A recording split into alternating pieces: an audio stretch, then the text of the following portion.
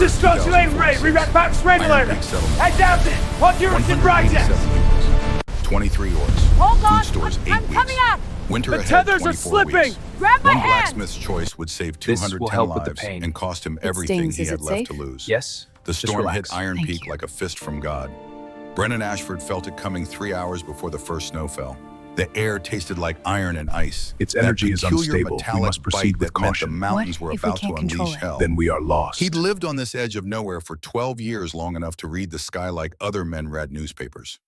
Long enough to know when to bank his forge and seal the shutters and pray the roof held one more season. He was 36 years old, alone. His hands were scarred from 20 years of shaping iron, his shoulders permanently hunched from bending over anvils, his face weathered by forge heat and mountain wind. He lived in a cabin that leaked when it rained and creaked when it didn't, working metal into useful shapes for whoever could pay. That was the sum of his existence, and he'd made peace with it the way a man makes peace with any chronic ache. The wind started at 9 that night, not gradual, not building. Just suddenly, they're screaming through the gaps in his cabin walls like something awove and furious and personally offended by his existence. Brennan sat by his hearth nursing weak coffee that had been reheated 3 times, listening to the world outside try to tear itself apart.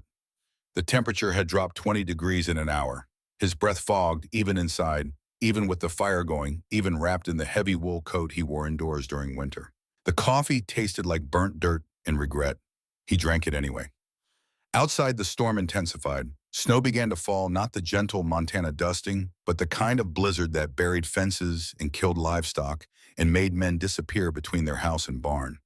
The kind that reminded you the mountains didn't care whether you lived or died, that nature had no obligation to your survival, that you were small and temporary, and the cold was eternal. Brennan should have stayed put, should have waited it out like every other sensible soul in Iron Peak, should have added another log to the fire and pulled his blanket tighter and let the storm rage itself to exhaustion. But Brennan Ashford had never been accused of excessive sense. Around 11 he heard it, faint, almost lost in the howl of wind and the rattle of his roof tiles coming loose. A cry, human or orc, he couldn't tell. Distance and storm swallowed the specifics, turned it into just sound, just someone in trouble. But it came from the direction of the ravine, that deep slash in the earth where the settlement ended and the wild began, where the ground dropped 40 feet into rocks and frozen mud and death. He stood. His joints protested with the particular complaint of a body that had worked too hard for too long. Blacksmith work aged a man's body faster than years turned 36 into 50 in the muscles and bones, even if the face stayed relatively young. He pulled on his heavy coat, the one with the burns from flying sparks, and the patches where he'd repaired tears with whatever fabric came to hand. Wrapped a scarf across his face until only his eyes showed.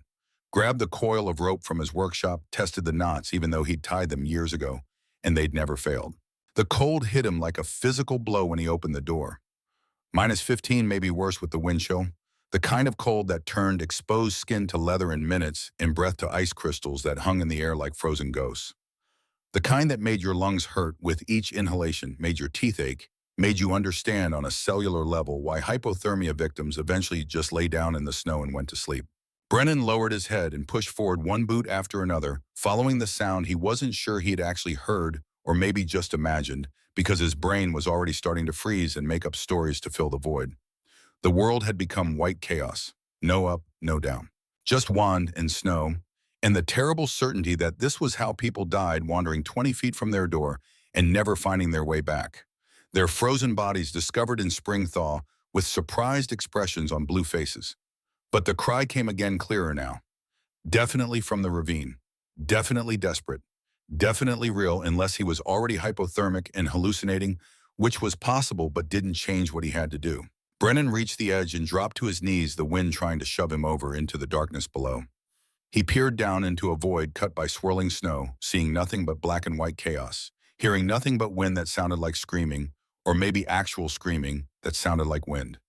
Then he saw green, a patch of color in all that monochrome hell. Movement. Someone clinging to a ledge 15 feet down the earth, crumbling beneath them, with each gust sliding inch by inch toward a drop that would mean broken bones at best and a frozen death at worst. Cedars. An orc. Brennan knew it from the size, from the shape visible through the snow. 7 feet tall, even hunched over in desperate survival posture. Broad shoulders fighting to hold onto mud and stone, that offered no purchase, no safety, no reason to believe the next second wouldn't be the fall. He couldn't see a face, couldn't tell if it was male or female, couldn't determine age or intention or anything except that someone was dying down there and he was watching it happen. Most people in Iron Peak would have walked away, would have told themselves the storm made it impossible to help, that orcs were dangerous anyway, that this was natural selection doing its work, that no one would blame them for choosing survival over suicidal heroics. Brennan wasn't most people. He tied the rope around the nearest pine tree, a thick old grandfather that had probably seen 100 storms like this and would see 100 more after he was dead. Tested the knot twice, then 3 times because his fingers were already numb and mistakes now meant death. Then lowered himself over the edge into the screaming dark. The descent nearly killed him in the first 10 seconds. Wind grabbed at the rope, swung him against the ravine wall like a pendulum designed by a sadistic god. His shoulder hit rock with a crack that might have been sound or might have been something breaking inside. Pain shot down his arm, white hot and immediate, but he kept going because letting go meant falling, and falling meant dying, and he'd survived 12 years of deliberate isolation precisely because he refused to die stupidly. Hand over hand, boots scrambling for purchase on ice-slick stone. Rope burning through his gloves, which was good because it meant friction, and friction meant control. The orcs saw him coming, started to pull away, thinking this was an attack, thinking humans didn't rescue orcs in storms or any other time. "Stop fighting!" Brennan shouted, his voice barely carrying over the storm, the scarf across his face turning his words into muffled noise. "I'm trying to help." The green face turned toward him, visible now through breaks in the snow. Female, he realized. Amber eyes wide with shock and suspicion and the particular desperation of someone who'd accepted death and now had to reconsider. Blood ran from a gash above her left eye, already freezing, in dark tracks down her cheek, making her look like she'd been crying rust. She was slipping. The ledge crumbled more with every second, dirt and ice cascading into the darkness below, with sounds like whispered threats. "Give me your hand," Brennan yelled. She hesitated. In that moment of hesitation, the entire ledge gave way. Brennan lunged without thinking, caught her wrist with both hands.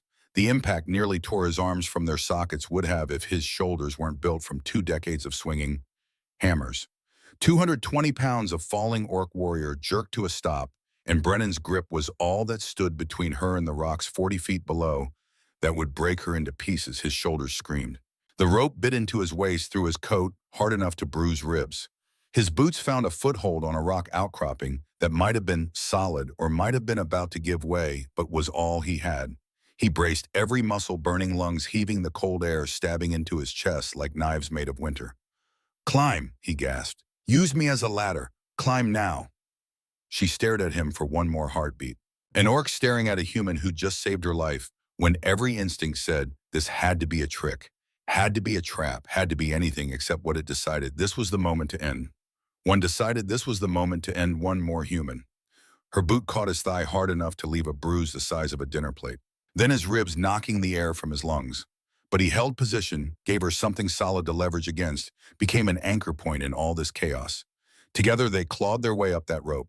Brennan pulled with arms that had shaped iron since he was 16, with shoulders that had lifted anvils and swung sledgehammers and done the kind of work that built functional strength instead of the decorative kind. She climbed in with the desperation of someone who refused to die in a storm, who'd survived a war, and too many years after to let weather be the thing that finally took her down. The wind tried to kill them both, grabbed at them like invisible hands determined to pull them off the rope, to send them spinning into the dark. The cold tried to freeze their fingers, to make them too numb to hold on, to convince them that letting go would actually feel good, would be warm, would be rest. The rope groaned and stretched but held. They reached the top and collapsed in the snow, breath coming in ragged gasps that hurt like breathing ground glass. Brennan lay on his back, chest heaving, ice forming in his beard, where his breath had frozen his shoulder, definitely damaged in ways he'd regret tomorrow if he survived tonight. Every part of him hurt with the special intensity of pain that came from pushing the body past its limits and into the red zone where permanent damage lived. The orc lay 3 feet away, breath coming in ragged gulps that turned to fog, blood still streaming from her head, wound her left arm hanging at an angle that suggested broken or dislocated. He couldn't leave her here. She'd freeze in minutes, would be a green ice sculpture by morning, would be something the scavengers found in spring, with empty eyes and a story no one would ever know. "Can you walk?" he asked, the words coming out slurred through numb lips. She turned her head, slowly studied him through narrowed eyes that were calculating odds, deciding if this was trap or miracle or something else entirely that she hadn't encountered before. "Yes," she said finally. Her voice was low, rough, with a guttural accent that turned the simple word into something that had edges. "I can walk." "Then walk, my cabin. 200 yards that direction. Follow me or die here, your choice." He didn't wait for an answer. Just pushed himself up on arms that shook with exhaustion, forced his legs to work even though they wanted nothing more than to stop, started trudging through knee-deep snow that grabbed at his boots like it wanted to keep him, like it resented his leaving. He heard her behind him after 10 steps, heavy footfalls, labored breathing, the sounds of someone using their last reserves running on fumes and will, and the small stubborn part of any living thing that refuses to quit even when quitting would be easier. His cabin appeared through the white like a miracle, a squat shadow with light leaking around shutters, warmth and safety 20 feet away. That might as well have been 20 miles for how difficult those last steps were. They made it to the door and Brennan shoved it open, practically falling inside, the orc stumbling in after him with the grace of a falling tree. The door slammed shut. The wind scream became muffled. The sudden absence of cold felt like being wrapped in the warmth of the forge after a winter morning, felt like the best thing he'd experienced in 12 years of measured experiences. Brennan turned and got his first real look at her. She stood in a small cabin, towering over everything, her head nearly brushing the rafters that were only 7 feet high because the previous owner had been a short man with low ambitions. Her skin was deep emerald green, not the bright cartoon green, but something darker, richer like moss on old stone, marked with scars that told stories of battles survived, near deaths, avoided a life lived violently. Long black hair hung in wet ropes around her face, framing sharp features. High cheekbones, a strong jaw, small tusks protruding from her lower lip like ivory parentheses. Her eyes were amber and alert, tracking every movement he made with the wariness of a predator in unfamiliar territory, cataloging threats and exits and weapons within reach. She wore leather armor reinforced with iron plates now soaked through and steaming in the cabin's warmth, the metal fittings dripping water onto his floor. Her clothes clung to a powerful frame built for combat, for surviving, for taking damage, and continuing to function. Blood still ran from the gash on her forehead and from a deeper wound on her left arm that she was trying to hide by keeping it pressed against her side. "Sit," Brennan said, pointing to the chair by the hearth. "Before you fall down and I have to pick you up again." She didn't move, still calculating, still deciding whether this human who'd saved her life was safe or just a different kind of threat. "Look," he said, pulling off his coat with a wince that made his shoulder scream objections. "I just pulled you out of a ravine in a blizzard.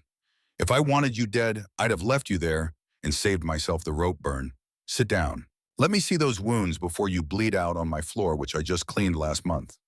Something in his tone, in his sheer exhaustion, in the way he moved past her to get his medical supplies without waiting for permission, seemed to convince her.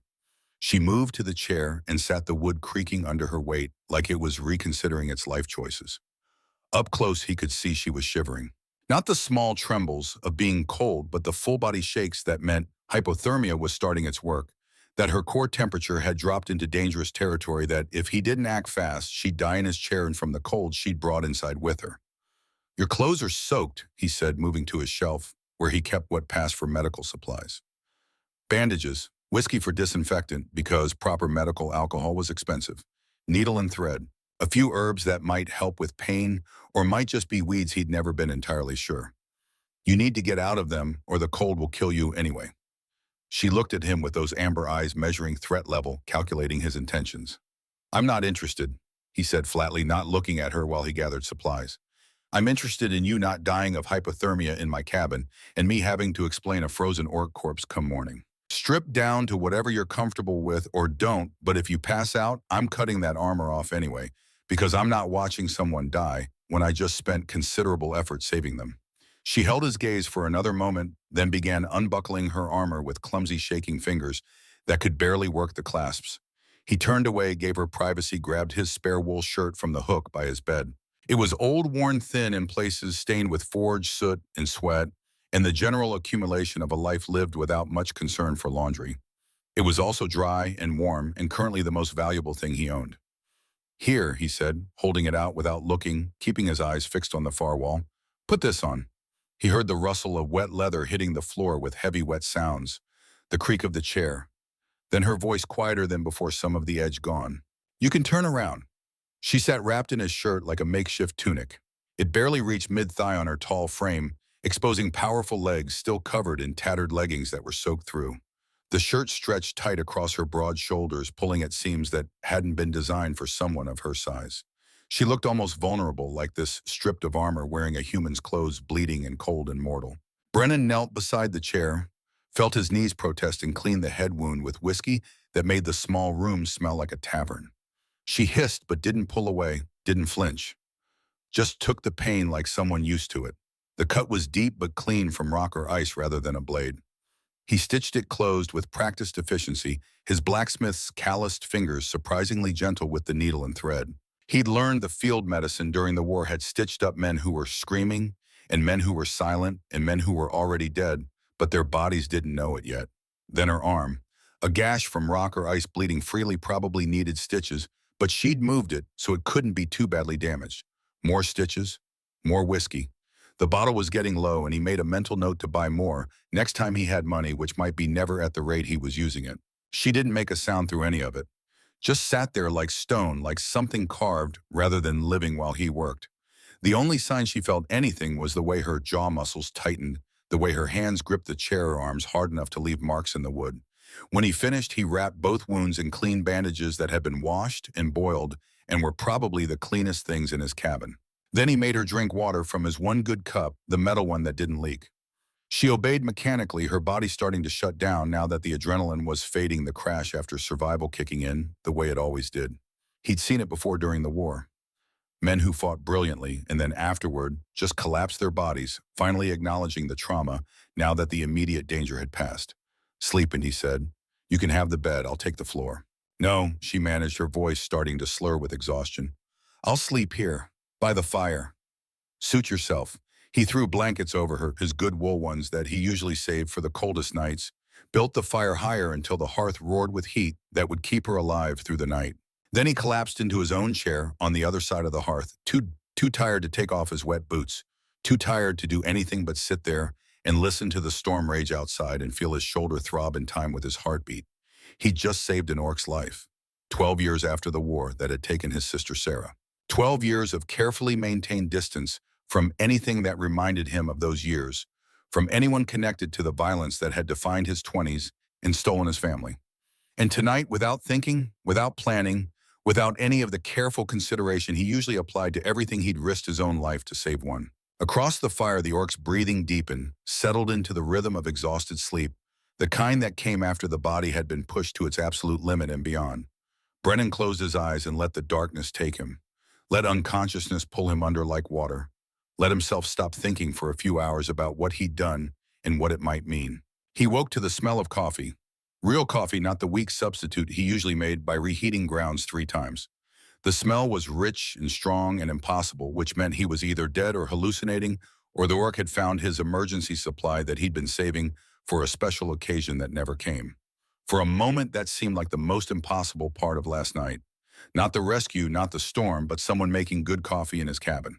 Then the previous night crashed back in full detail, and he opened his eyes wincing at the bright morning light that filtered through cracks in the shutters.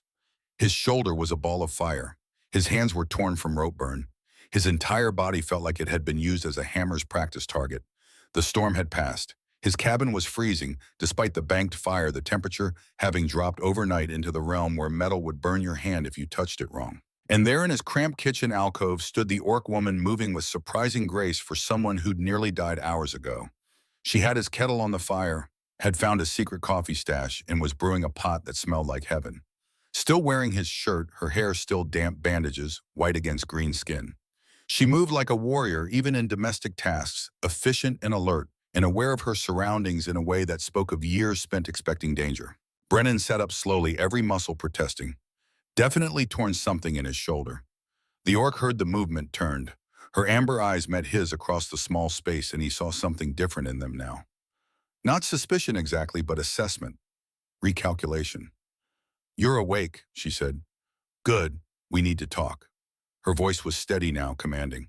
The vulnerability of last night had been locked away behind walls of authority and control, put in whatever box she kept emotions in, so they wouldn't interfere with function. Coffee first. Brennan said, his throat rough like he'd been swallowing sand. She poured 2 cups, brought them over in his mismatched containers. The cups looked tiny in her large hands like child's toys. She handed him one, and he wrapped his fingers around the warmth, breathed in the steam that smelled like civilization and comfort, and the kind of small luxuries he usually denied himself.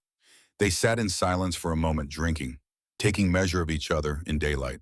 She studied his cabin with the eyes of someone used to assessing value, seeing the poverty, the tools instead of possessions, the patched walls and leaking roof, the life of a man who worked hard and barely survived. Her gaze lingered on his hands and noting the scars and calluses of a blacksmith. On his face, probably seeing the permanent squint from years of staring at forge fires. On the empty spaces where photographs or personal items might have been, if he was the kind of person who kept such things. I remember, she said, finally breaking the silence. The ravine, the storm. You pulled me up, brought me here. You were slipping, would have fallen. Yes. She paused, seemed to be choosing her words carefully. Most humans would have let me fall, would have called it the storm's doing, would have told themselves they couldn't help even if they wanted to. Brennan shrugged, immediately regretting it as his shoulder sent up a flare of pain. Maybe I'm not most humans. Clearly. She took another sip of coffee, and he noticed she drank it black, no sugar, the same way he did. Do you know who I am? No idea. You're an orc who nearly died in a ravine, that's all I know. My name is Kara Ironhide. I lead the orc merchant caravan that controls most of the grain routes into Iron Peak. My people supply 60% of your village's food stores. That got his attention. Brennan looked at her again, really looked, seeing not just the warrior, but the leader. The merchant prince who held Iron Peak's survival in her hands. The person everyone complained about, but no one could do without. You're the one everyone complains about, he said. The orc who charges too much for wheat. A faint smile touched her lips, brief as lightning. I charge fair prices in dangerous times. Your people simply don't like being dependent on orc generosity. They remember when we were enemies and forget that we're now the only thing keeping them fed through winter. Can't blame them. We spent a decade killing each other. Hard to forget that just because someone signs a treaty. The war ended 12 years ago. The war never ends, Brennan said quietly, looking into his coffee like it might have answers. It just stops making noise for a while, goes underground, waits. She studied him over the rim of her cup, amber eyes sharp with intelligence. You lost someone. I can hear it in your voice. Everyone lost someone. What were you doing out in that storm alone? The deflection was obvious, but she allowed it. Let him keep his grief private for now. Scouting. My caravan was supposed to arrive yesterday, but the storm scattered us across the passes. I went ahead to find the best route through to make sure the way was clear. The ground gave way. She gestured to the bandages on her head and arm. The rest you know. Your people will be looking for you. They will. They'll find me today once the road's clear and they can mount a search party. She set down her cup with deliberate care. Which brings me to why we need to talk. You saved my life, Brennan Ashford. He blinked, surprised she knew his name. How? I make it my business to know who lives in the settlements I supply. You're the blacksmith who lives alone at the edge of the village, who fixes tools for anyone regardless of species, who charges fair prices and never causes trouble, who never asks for favors and never gets involved in village politics, who lost a sister named Sarah in the last year of the war. The mention of Sarah's name was like a knife between his ribs, sharp and unexpected. Brennan's jaw tightened, his hands clenching around the coffee cup hard enough that the metal bent slightly. Don't, he said, the word coming out harder than he intended. I'm not trying to hurt you. I'm explaining why what you did last night matters. In orc culture, a life debt is sacred. You risked your life to save mine when you had no obligation to do so, when most of your people would have celebrated my death. That creates obligation on my part. She reached into a pouch at her belt, one of the few pieces of her gear she must have salvaged or from the wet pile of armor on his floor, pulled out a small leather bag, set it on the table between them with a heavy thud, the sound of metal on metal of weight that meant value. Gold, she said simply, 50 coins. Enough to fix your roof before the next storm. Enough to buy new tools, quality iron instead of the scrap you work with. Enough to replace that forge I saw rusting outside. Enough to live comfortably for a year, maybe 2, if you're careful with it. It's yours. Payment for my life. Brennan stared at the bag. 50 gold coins. He'd never seen that much money at once in his entire life. Never would again, probably, unless he found some fantasy treasure or won a lottery that didn't exist. It sat there between them on his rough wooden table, ordinary leather, containing extraordinary possibility. He could fix the roof before the next storm came through and turned his cabin into an indoor waterfall. Could buy quality iron instead of working with scrap metal, scavenged from broken tools and discarded wagon wheels. Could eat real food instead of stale bread and weak soup and whatever he could hunt or forage. Could stop scraping by on the edge of poverty and actually live with some small measure of comfort. Could maybe stop working 18-hour days just to barely survive. Could rest. Could have something approaching a life instead of just existence. His father's voice echoed in his memory, worn thin by dying by cancer, eating him from the inside with systematic cruelty, but still clear in the way important things stay clear. Still certain. Your worth isn't in your purse, son. It's in your character, in what you do when no one's watching, in what you choose when choosing costs you something. Brennan pushed the bag back across the table toward Kara. The leather scraped against wood, the coins inside clinking with the sound of refused fortune. No, he said. She blinked, and for the first time since she'd woken, she looked genuinely surprised. No, I didn't pull you out of that ravine for gold. I didn't save your life so I could profit from it. I did it because leaving you there would have haunted me more than poverty ever could. Because doing the right thing is enough.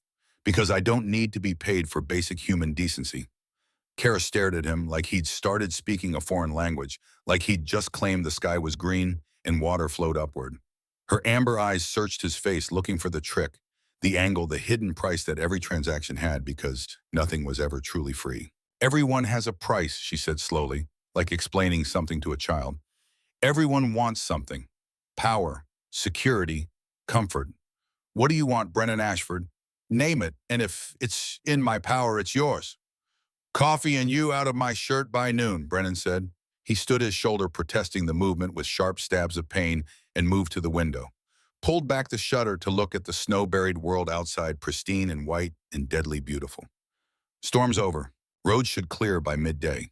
Your people will find you. You can return my shirt with your next caravan. We'll call it even.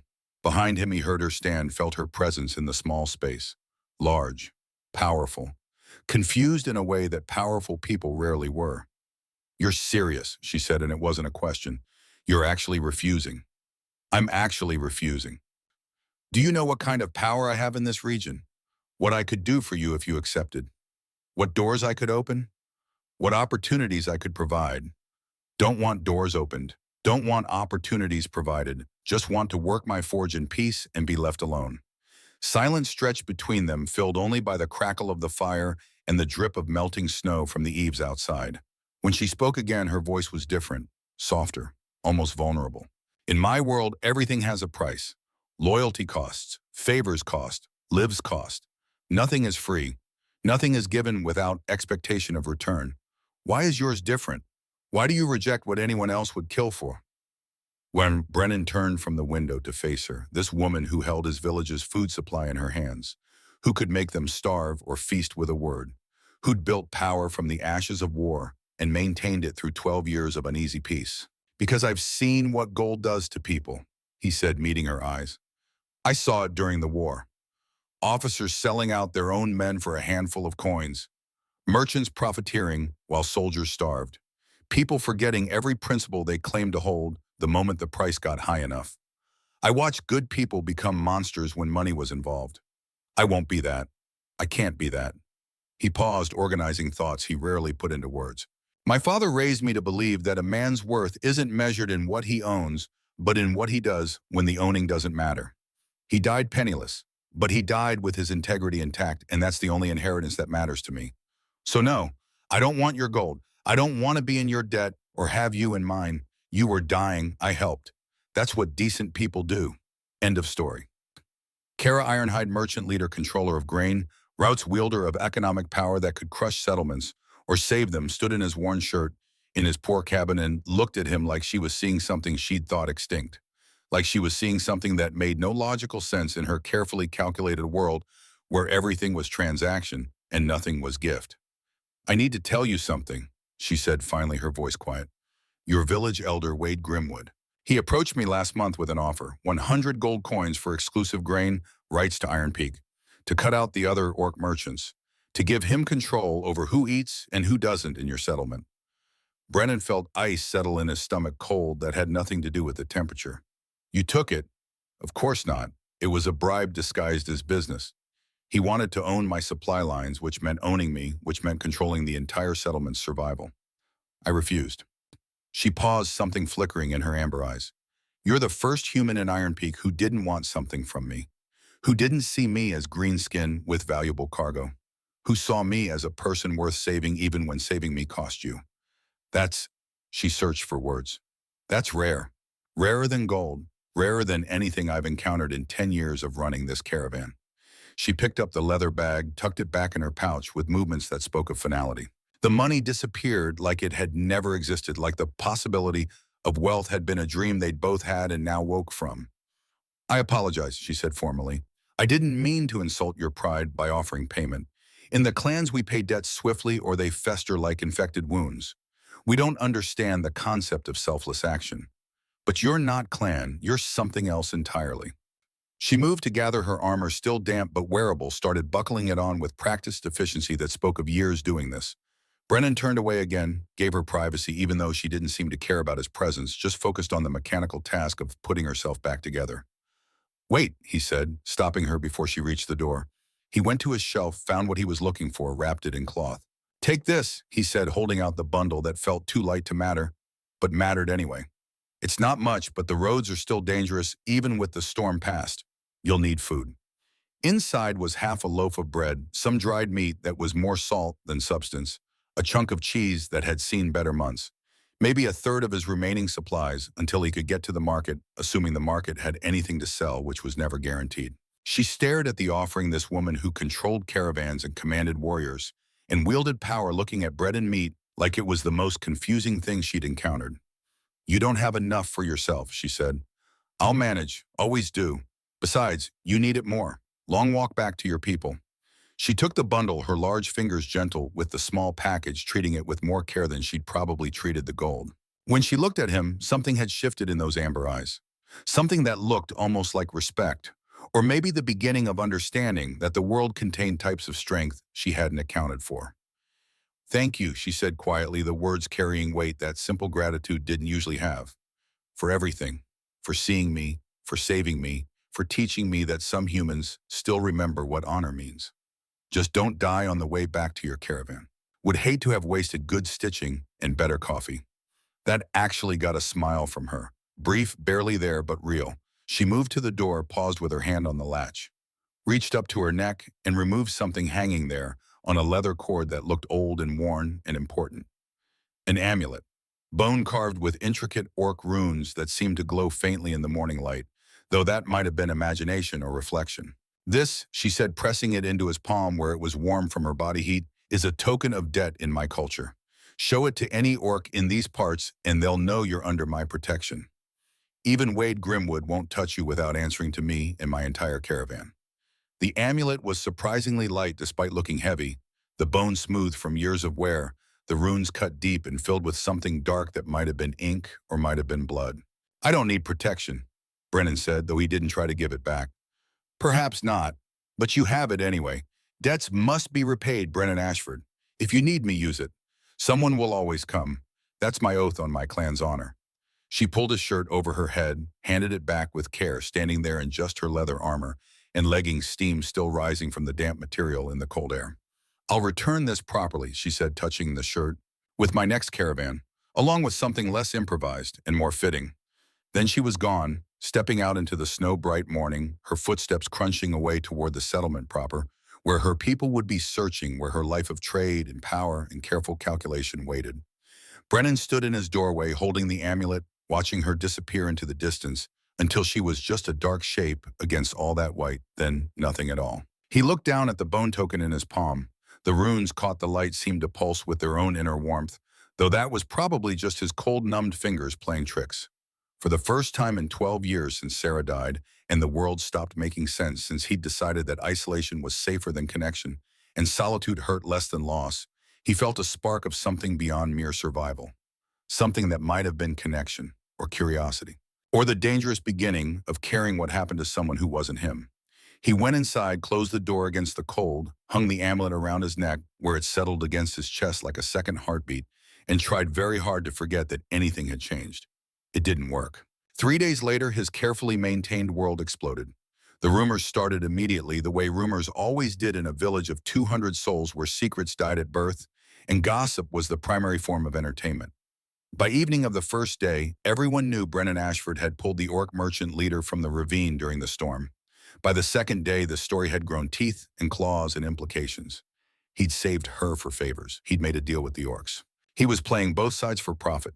He was a traitor to his own kind. Brennan ignored it all and worked his forged hammering iron into useful shapes and trying not to think about amber eyes, or the weight of gold he'd refused, or the bone token that hung around his neck under his shirt. The third evening, he made the mistake of going to the Rusty Blade. The tavern was Iron Peak's heart and cancer, both the place where deals were made and grudges nursed, where men drank away the memory of war and pretended they'd moved on while carefully preserving every resentment. Brennan usually avoided it, but his supplies were critically low, and Marcus, the owner, owed him for fixing his wagon axle, which meant credit for food if he could collect. He pushed through the door into warmth and smoke and the smell of cheap ale and cheaper decisions. Conversation stuttered when he entered the way it did in old movies when the stranger walked into the saloon. Faces turned toward him, some hostile, some calculating, none particularly friendly. He moved to the bar, spoke quietly to Marcus, negotiated payment in the form of credit for food, since actual coin was always in short supply. Turned to leave before the atmosphere could thicken into something worse. Ashford. The voice came from the corner table, deep and authoritative, and carrying the weight of 20 years as village elder. Wade Grimwood stood all 6 feet of silver-haired authority, his weathered face set in lines of suspicion and old anger. "We need to talk," Wade said, and it wasn't a request. "Nothing to talk about, I'm just here for supplies." "I think there is. You pulled an orc from the storm. Not just any orc, the one who controls our grain supply. Some might call that convenient timing." The room went quiet, the kind of silence that preceded violence or revelation, or both. Everyone listening now, the entire tavern turned into an audience for whatever Wade had planned. "The timing was the storm," Brennan said evenly, keeping his voice level. "She was dying. I helped. That's the whole story." "Is it?" Wade moved closer, and Brennan could see the veins standing out on his neck, the particular tension of a man who'd been building to this moment. "Because it seems to me you've made yourself real friendly with the creatures who charge us double for wheat, who bleed us dry every winter, who hold our survival in their green hands and squeeze whenever they feel like it. She saved you from starvation last winter when the early frost killed half your crops, sold grain at cost when she could have gouged you for triple. But I guess gratitude doesn't count when prejudice is more comfortable." Wade's jaw tightened, muscle jumping under weathered skin. Around the room, men shifted hands, moving to weapons they shouldn't have been carrying, but always did. Brennan's blacksmith instincts cataloged the threats automatically. 4 men near the door, 3 at the bar, 2 flanking Wade, 9 potential enemies in a space with 1 exit. Bad odds. Terrible odds. The kind that got people killed in ugly ways. "You don't know what you're talking about, boy," Wade said, the last word dripping with contempt. "I know exactly what I'm talking about. I know you tried to bribe her last month. 100 gold for exclusive rights to the grain supply. She told me. She refused. So now you're what angry that she found one person in this settlement you couldn't buy." That landed like a bomb in the middle of the room. Wade's face flushed red, then white, the color draining as rage fought with exposed secrets. The room erupted in murmurs, questions, accusations directed not at Brennan but at Wade. Wade held up a hand for silence and got at the gesture of a man used to command. "She's lying, trying to drive wedges between us. Turn us against each other so she can control us better." "Is she? Or are you just upset that your plan failed? That someone in this settlement has principles you can't purchase?" Wade moved fast for a man of 58, closed the distance in 2 quick steps, got in Brennan's face close enough that Brennan could smell the whiskey on his breath and the rage underneath. "You're playing a dangerous game, Ashford, siding with orcs, making yourself their friend. You forget what they took from us, what they cost us, what we lost because of them." "I remember perfectly. I remember exactly what we lost. I also remember what we cost them. It was a war, Wade. Both sides bled, both sides died. Both sides committed atrocities they can't take back. The difference is I'm trying to move forward while you're stuck in the past like a man drowning in memory." My son died in that pass, Wade snarled, and suddenly the rage made sense, the pieces clicking into place. Jacob, 19 years old, cut down by orc raiders led by... He stopped himself, caught the words before they fully formed, but Brennan heard what wasn't said, heard the grief underneath the anger, heard 12 years of pain compressed into a name he'd almost spoken. Before Brennan could respond, before he could process what that meant, the tavern door crashed open hard enough to bounce off the wall. Kara Ironhide filled the doorway like a force of nature. She wore full merchant regalia, now not the desperate survivor from 3 nights ago, but the leader of a caravan empire. Leather armor reinforced with iron plates polished to a dull gleam. A cloak embroidered with orc clan symbols in silver thread that caught the lamplight. Weapons at her belt that looked well used and well maintained. Her black hair was tied back in warrior braids, revealing more scars along her neck and jaw marks of battles survived. Behind her stood 4 orc warriors, fully armed, fully armored, fully ready for violence if violence came calling. The temperature in the room dropped 20 degrees. Men's hands moved to weapons. The orc's hands were already there. "Brennan," Kara said, her voice carrying easily over the stunned silence, pitched to command. "I need to speak with you. Now." "We're in the middle of something," Wade growled, not backing down, even facing 4 armed orcs, and the woman who controlled whether his people ate or starved. Kara's amber eyes shifted to him, flat and cold as winter stone. "Then finish it quickly, human. I have a proposal that affects everyone in this settlement, and I'll make it once. Your blacksmith is part of it, which means he comes with me. You can object if you want. We can discuss how that objection looks when your grain shipment is 3 weeks late." The threat hung in the air, blunt and undeniable. "Wade," Brennan said quietly before the situation could escalate into the kind of violence that ended with bodies and regrets. "Let it go. Let it go. She walks in here like she owns the place, making demands, throwing around threats, and you want me to let it go?" "Yes, because whatever she wants to say, I want to hear it. And if you don't, that's fine. You can stay here and drink and tell yourself stories about how you're the victim. But I'm listening to what she has to say." He moved toward. Kara felt the room's hostility like a physical pressure against his back, like hands trying to hold him in place. Wade's voice stopped him at the threshold. "You walk out with her, you're choosing sides, boy. There's no coming back from that. You'll be one of them instead of one of us." Brennan turned, looked at Wade, at the other men, at the faces twisted with old hate and older fear. Looked at his village, his people, his kind, the humans he'd lived among for 12 years in careful isolation. Then he looked at Kara, standing tall and scarred and unafraid in a room full of people who'd probably celebrate her death. "Then I guess I'm choosing," he said, and walked out into the night. The walk to the grain silos at the eastern edge of the settlement was conducted in tense silence. Kara led her warriors, flanking them in a loose protective formation, Brennan in the middle, wondering what exactly he'd just committed himself to, and whether Wade was right about the point of no return. The evening air was crisp and cold, the smell of snow still lingering from the storm, the ground crunching under their boots with the particular sound of frozen earth. Above, stars were starting to appear in a sky going from blue to black, impossibly bright out here away from any city lights. The silos loomed ahead, 4 massive wooden structures that held Iron Peak's survival in their bellies. Grain enough to last through winter if rationed carefully, if nothing went wrong, if the math worked out. Guarded by orc sentries who nodded to Kara as they approached, their eyes tracking Brennan with curiosity and suspicion. Kara led him inside the largest building. It was warmer here, the scent of wheat and timber, mixing with lamp oil, and the particular smell of stored food. A makeshift office had been set up in the corner, ledgers and papers spread across a rough table, maps pinned to the wall, showing trade routes and settlements, and the complex web of commerce that kept people alive. "Sit," she said, gesturing to a chair. Brennan sat, feeling his aching body settle with relief. Kara remained standing, pacing like a caged predator, her movements controlled but agitated. One of her warriors stepped forward, a massive orc with gray-green skin and a face that looked like it had been used as a practice target for someone learning to fight with an axe. Scars crisscrossed his features, one running from temple to jaw, another bisecting his right eye, which had gone milky white with blindness. "Commander," the orc said, his voice surprisingly cultured for someone who looked like walking violence. "Are you certain about this human, about bringing him into our confidence?" "I'm certain, Grash. He's proven himself. By pulling you from a ravine that could have been calculation, setting up future leverage." "It wasn't. I offered him gold. He refused." Grash's good eye widened slightly, the orc equivalent of shocked surprise. "He refused gold? 50 coins, turned it down flat, said he didn't save my life for profit." The big orc studied Brennan with new interest like he was a puzzle piece that didn't fit the expected pattern. Unusual for a human. For anyone, Kara corrected, which is why I trust him, which is why he's here.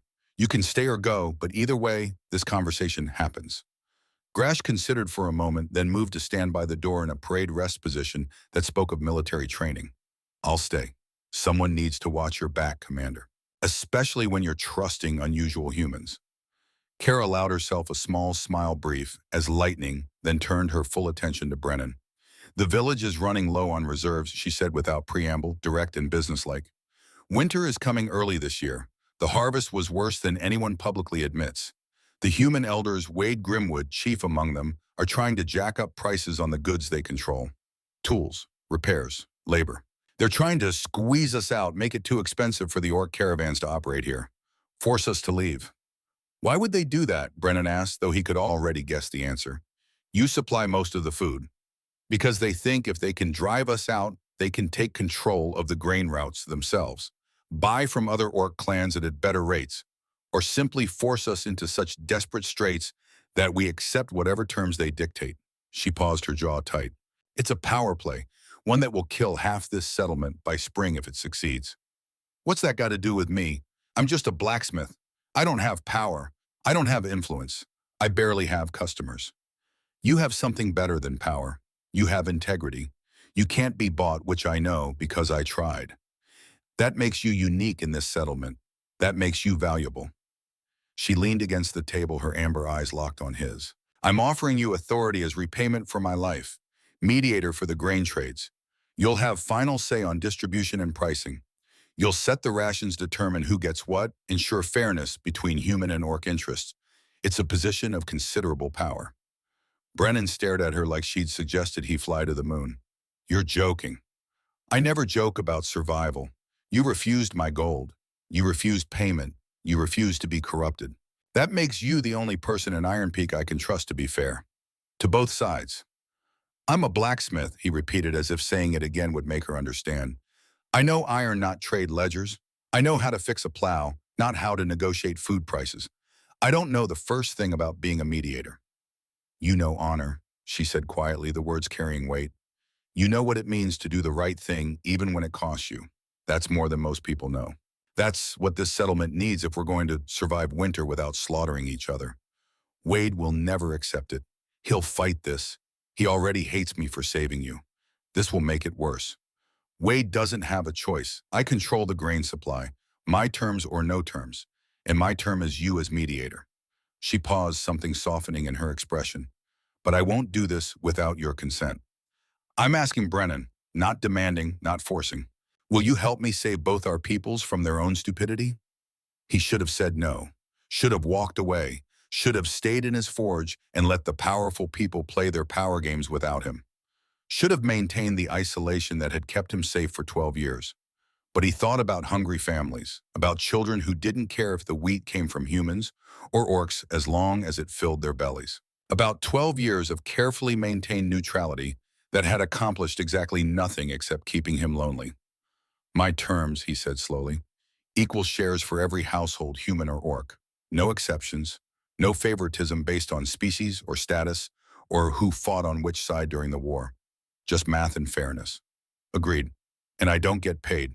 Not in gold, not in favors, not in political capital. I do this because it needs doing, not because I'm building an empire or accumulating debt. Agreed. And when it's done, when winter passes and spring comes, I go back to my forge and you leave me alone. This is temporary, not a permanent arrangement. Kara smiled and it transformed her face from stern to almost beautiful. That last one I can't promise. But the first two, yes. Absolutely. Deal. She extended her hand across the table, large, green, scarred, powerful. The hand that held control over the survival itself. Brennan looked at it for a long moment, thought about Wade's warning, about choosing sides, about the point of no return. Then he shook it. Deal. Her grip was firm, warm, certain. The grip of someone who made decisions and lived with consequences and didn't look back. What Brennan didn't know, couldn't know, was that across the settlement in the back room of the Rusty Blade, Wade Grimwood was having a very different conversation. One that involved 3 trusted men, 2 barrels of oil, and a plan to burn the grain silos to the ground and blame it on Orc's sabotage. The match had been struck. The fuse was lit, and Brennan Ashford, blacksmith and reluctant mediator, had just walked into the center of an explosion that was counting down to detonation. Grash watched from his position by the door, his one good eye tracking the human who'd just agreed to put himself between two peoples who'd spent a decade learning to hate each other. "Commander," he said quietly after Brennan had left to gather his things, "are you certain about this? About trusting him with so much?" "I'm certain, old friend. He could betray you, could use this position to help his own kind." "He could," Kara agreed, "but he won't." "You know how I know?" "How? Because he's the first person in 10 years who saw me drowning and threw me a rope without checking to see if there was profit in it first. Because he's the first human I've met who values principle over survival. Because he's either the most honest man I've ever encountered or the most sophisticated liar. And my instinct says honest." "Your instinct has been wrong before. Not about people. Never about people." She looked at the door where Brennan had exited.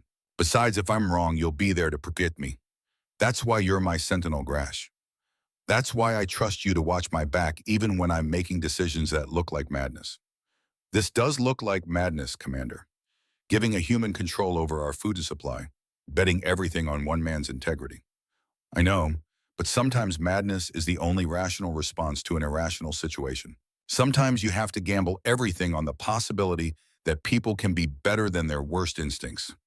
Grash said nothing, just stood there, being a wall of muscle and loyalty and quiet doubt. Kara returned to her papers, to the ledgers that showed the truth she hadn't told Brennan yet. The truth that would make this mediator position not just important, but absolutely critical. The harvest hadn't just been bad, it had been catastrophic.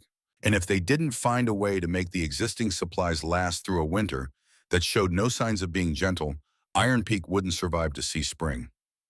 The math was brutal. The choices were worse, and she'd just handed the most important decision of her life to a man she'd known for 3 days. Either it was brilliance or madness. She supposed she'd find out which when the snow melted and they counted the bodies. Outside, Brennan walked back to his cabin under a sky full of stars, the bone amulet warm against his chest. His life irrevocably changed in ways he couldn't yet comprehend. Tomorrow he'd start work as mediator. Tomorrow he'd begin the impossible task of making fairness feel like enough when everyone was hungry. Tomorrow the real test would begin. But tonight he allowed himself one moment of quiet in the cold one breath of mountain air that tasted like snow and pine, and the particular clarity that came from choosing principle over safety. He'd made his choice, crossed his line, picked his side. Now he'd live with the consequences, whatever they turned out to be. The forge had taught him that the strongest bonds were forged in fire, that heat and pressure created strength, that metal had to be broken down before it could be built up into something better. He supposed he was about to find out if the same applied to people, to communities, to the fragile possibility of peace.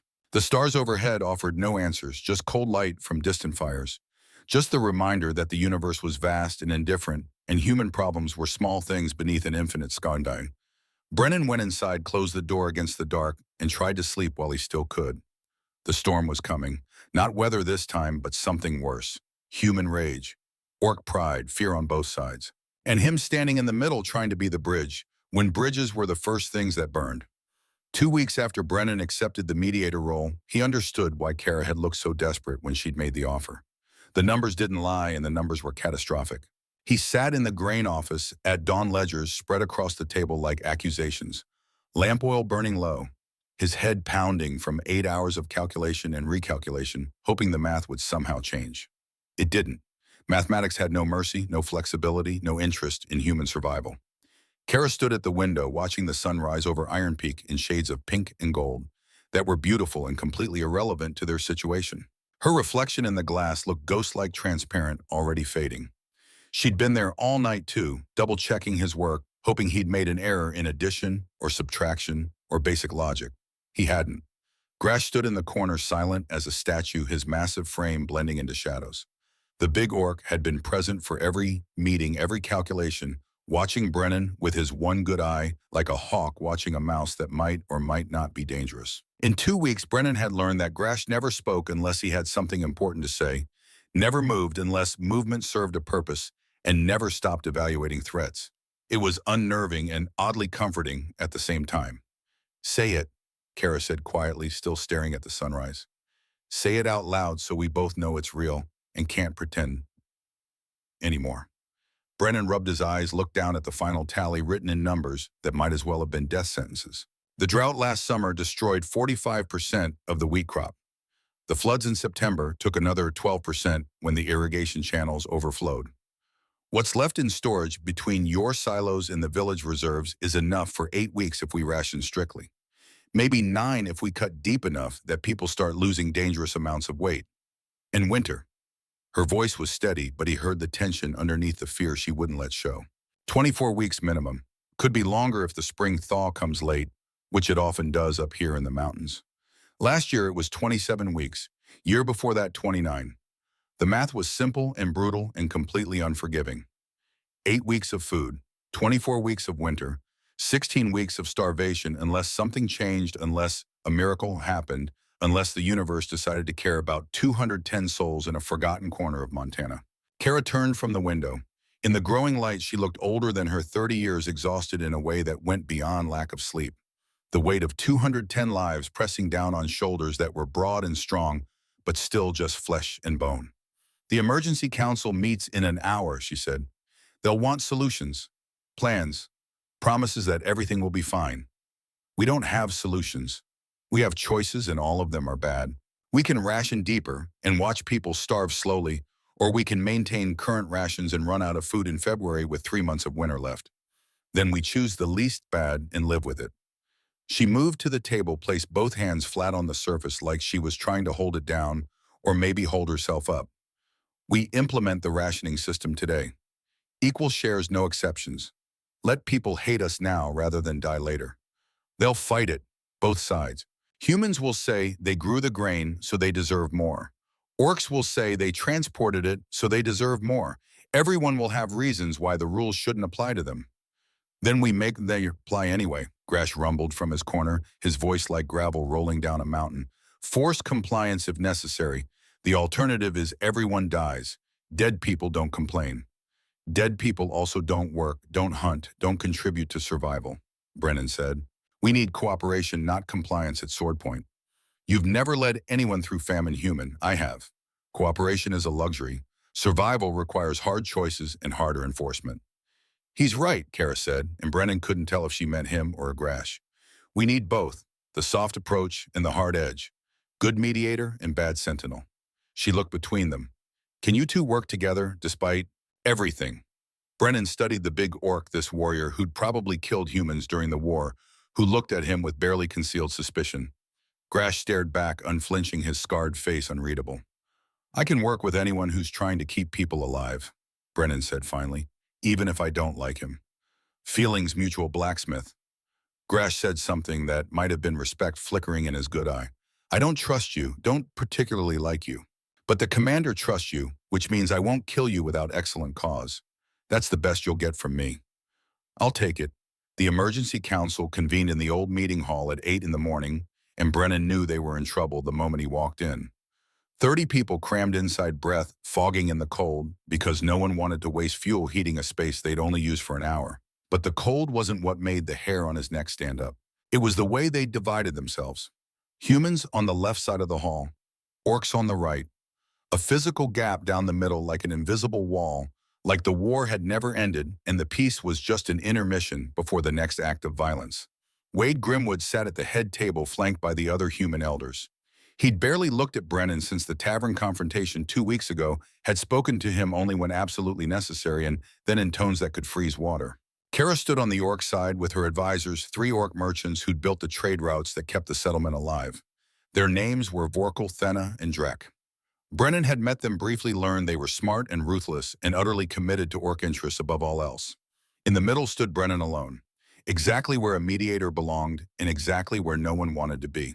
Wade called the meeting to order with a gavel strike that cracked like a gunshot in the cold hall. We're here because our mediator claims we're facing starvation. Wade said the word mediator dripping with sarcasm. Ashford, present your findings. Brennan stepped forward, feeling 30 pairs of eyes lock onto him, like weapons acquiring a target. He'd faced down forge fires and failed metal, and his own father's slow death from cancer. But this was different. This was standing between tribes with centuries of hate and telling them the truth would hurt everyone equally. The harvest failed, he said simply, keeping his voice level and factual. Drought and flood took 57% of the crop. What remains will feed us for 8 weeks at current consumption levels. Winter is 24 weeks long minimum. The math doesn't work. We will run out of food in February and face 16 weeks of starvation unless we change something fundamental. Oh, silence for 3 heartbeats. Then eruption. The orcs are lying about the stores. The humans wasted grain feeding their livestock. We should have prioritized our own people. You're trying to starve us out so you can take control. We grew that grain with our labor. We transported it at great risk. Wade's gavel slammed down repeatedly, the sound barely cutting through the chaos. When silence finally returned, it was fragile and temporary, a ceasefire rather than peace. "What do you propose, Ashford?" Wade asked, and the way he said the name made it sound like an insult. "Strict rationing, equal shares per household, regardless of species, status, or contribution. We cut consumption by 60% immediately. We organize hunting parties to supplement the grain. We reach out to neighboring settlements for trade. And we pray that spring comes early, or we find additional food sources." 60%. Vorkal spat, the orc merchant's tusks gleaming as he spoke. "That's starvation rations. You're asking us to slowly die. I'm asking you to survive, to stay alive on less so there's enough for everyone rather than some people eating well while others die. It's the difference between uncomfortable and dead." "Easy for you to say," Wade said coldly, his weathered face hard as stone. "You're not the one who'll be enforcing it, not the one watching children go hungry, not the one listening to people beg for just a little more, just enough to stop the pain." "No," Brennan said, meeting his eyes. "That'll be me, because I'm the one setting the rations, and I'm the one who'll have to look people in the eye when I tell them no. Same amount for every household, human or orc, elder or laborer, rich or poor, fair even when fair feels cruel." "Fair." Wade repeated the word, bitter in his mouth like he was tasting poison. "We grew that grain, our labor, our fields, our sweat, and you want to give half of it to them?" "They transported it," Brennan countered. "Their wagons, their guards, their risk on dangerous roads. They're the reason you have anything at all. You want to keep all of it for yourselves and watch the orcs starve, fine. Then who brings next year's seed grain? Who trades for the tools you need? Who maintains the roots that keep you connected to the outside world?" Kara stepped forward, her presence commanding immediate attention. "The mediator is correct. Equal shares or no shares. Those are the terms. I control the grain supply. If you want to reject fairness, I'll take my caravan and leave you to your principles. See how long they keep you warm when you're eating snow." "You're holding us hostage," Wade said, standing now, his hands flat on the table. "I'm holding everyone to the same standard. That's not hostage-taking. That's survival. And if you can't see the difference, Elder Grimwood, then you're even more blinded by hate than I thought." The hall went deadly silent. You didn't call an elder blind and expect to walk away without consequences. Wade's face went red, then white, the color draining as rage took control. "You dare, I dare," Kara said, her voice sharp as broken glass. "Because unlike you, I'm willing to put survival above pride. I'm willing to treat humans as equals rather than enemies. I'm willing to trust that fairness might actually work if we give it a chance." Grash moved from his position by the wall, placing himself between Kara and the human elders, a silent reminder that threats wouldn't go unanswered. The temperature in the hall dropped another 10 degrees. Brennan stepped between them before violence could erupt. "Vote, right now. Rationing system as I've described it, or we walk away and let you figure out how to survive on your own. Show of hands." The vote was razor thin. 15 for the rationing system, 13 against, 2 abstentions from people who wouldn't meet anyone's eyes. The settlement was fracturing down the species lines, the crack widening with every passing day, and Brennan could feel the pressure building towards some inevitable explosion. "Motion passes," he said, his voice cutting through the murmurs. "Rationing begins today. I'll post the schedules and amounts at the community board. First distribution tomorrow morning. Anyone who doesn't like it can file a complaint with me, and I'll consider it carefully before rejecting it." That got a few nervous laughs, breaking some of the tension. Not much, but enough to let people file out without immediately killing each other. As the hall emptied, Maeve Harrow approached Brennan. She was 28, a farmer's daughter with strong hands and dirt permanently under her fingernails, and eyes that had seen too much loss to be innocent but hadn't given up hope entirely. She glanced around to make sure no one was watching too closely, then spoke in a low voice. Can I talk to you privately? It's important. Of course, my forge tonight, after dark. I'll bring Brock. You should meet him properly.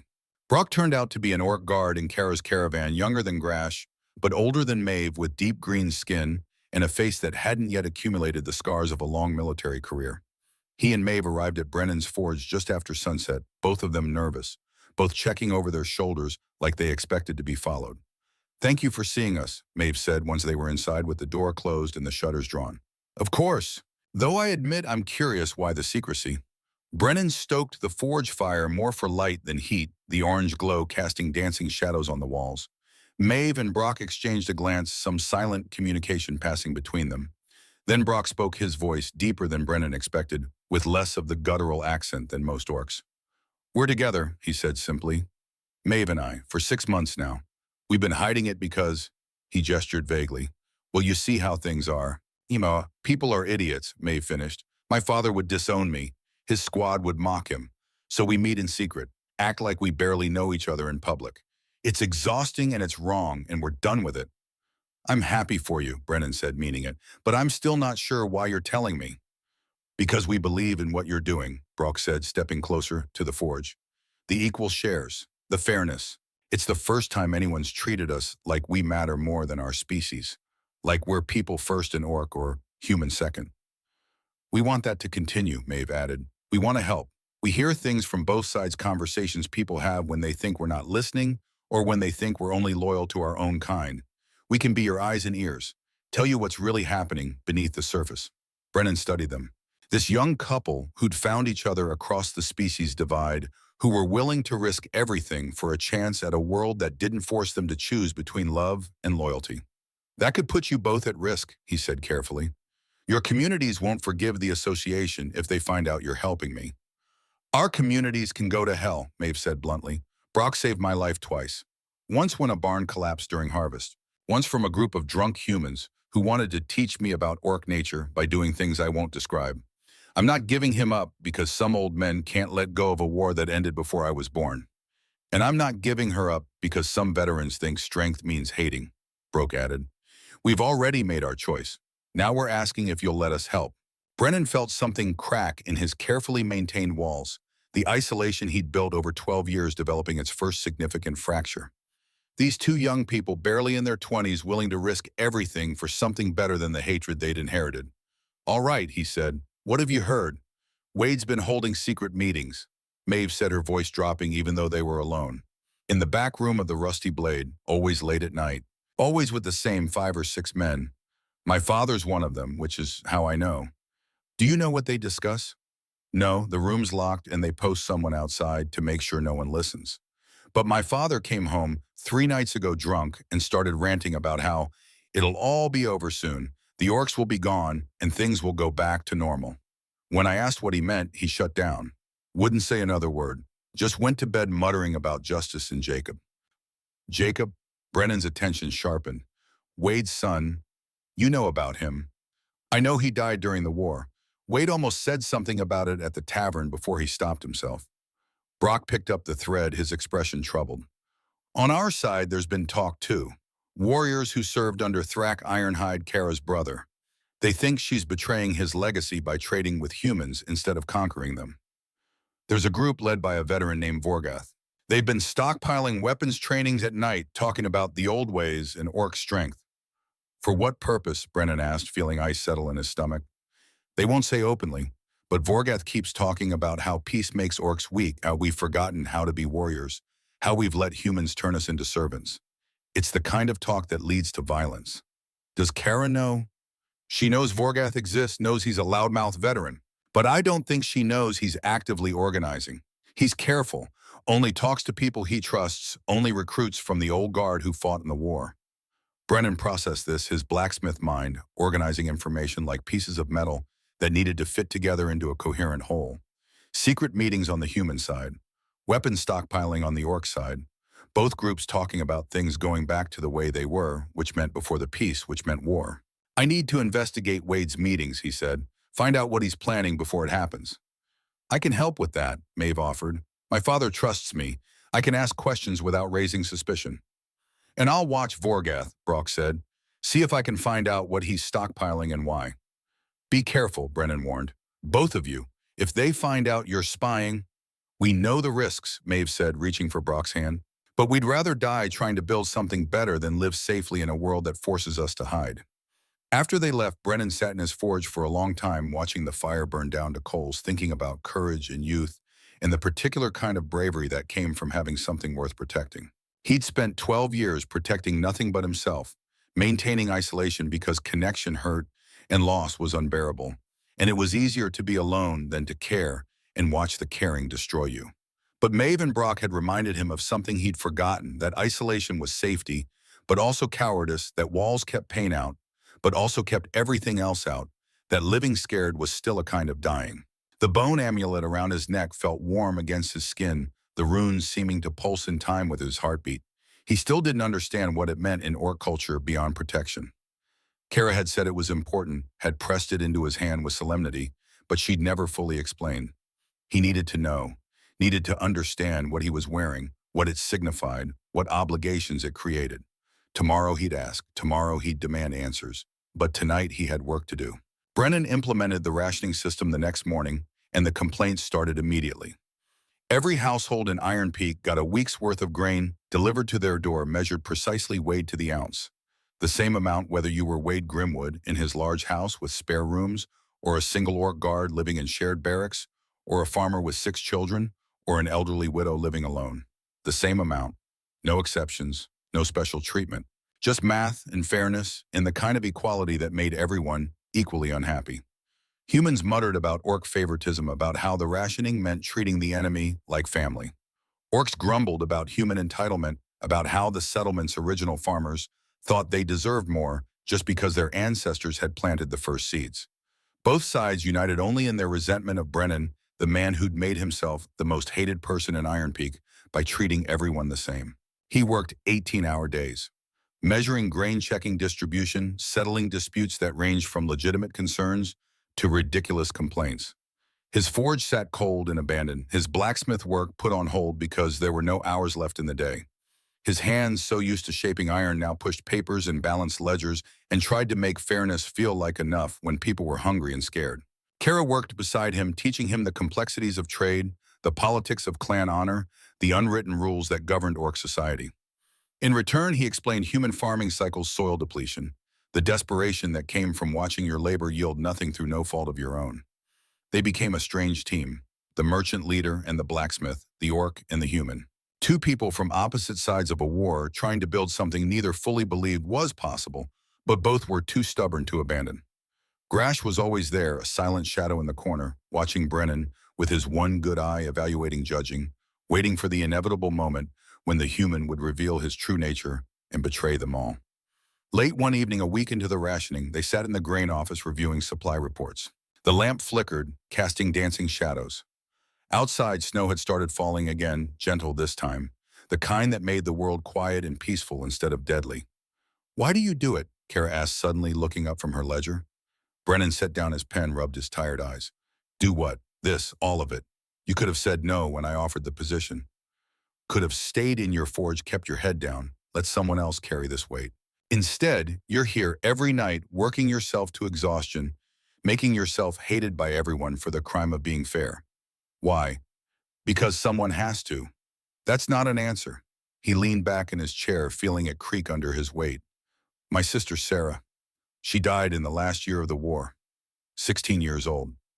There was a raid on our farm settlement. Orcs came through in the middle of the night, burning, killing, taking prisoners.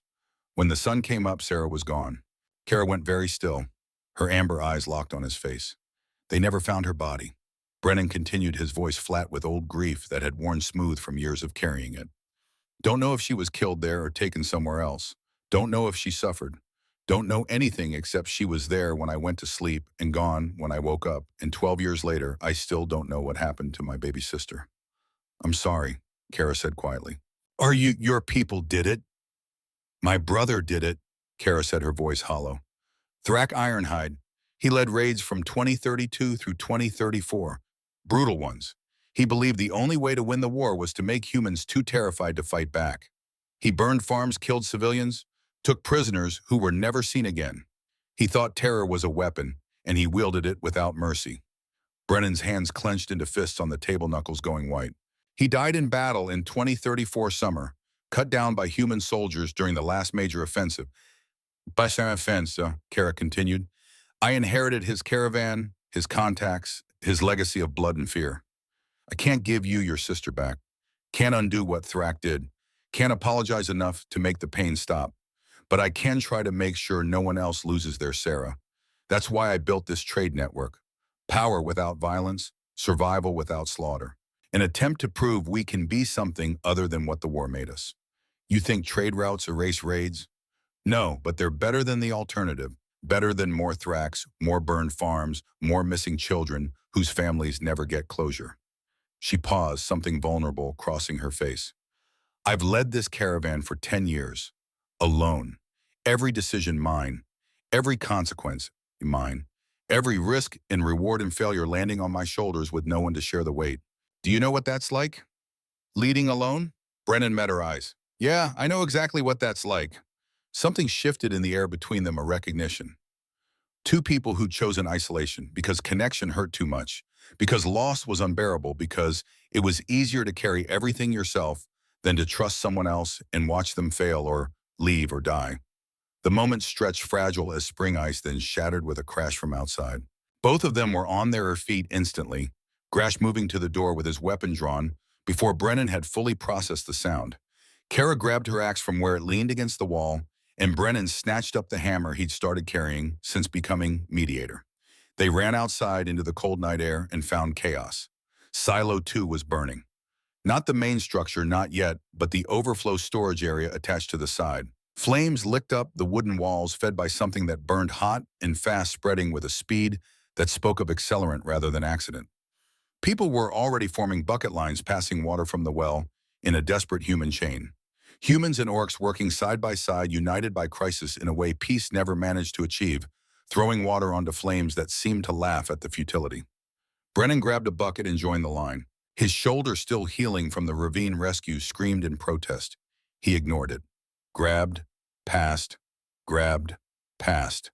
The rhythm of survival, the music of desperation.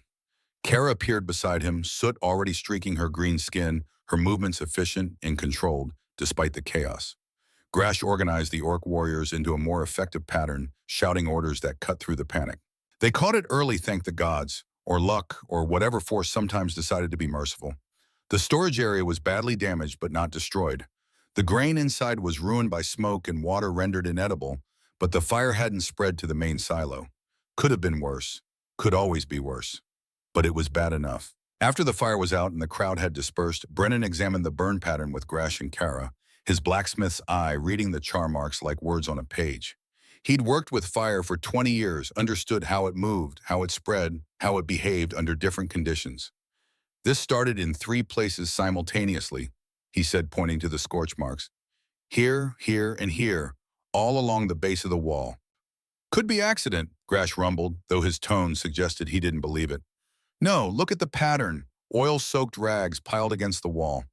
Someone set this deliberately used accelerant to make sure it caught fast and spread. Kara's jaw tightened, her hand moving to the axe at her belt. Sabotage. Someone's trying to destroy our supplies. Could be orcs, Brennan said, forcing himself to be objective. Trying to drive up prices by creating artificial scarcity. More demand, less supply, higher profits. Could be humans, Kara countered. Trying to blame orcs and break our supply agreement.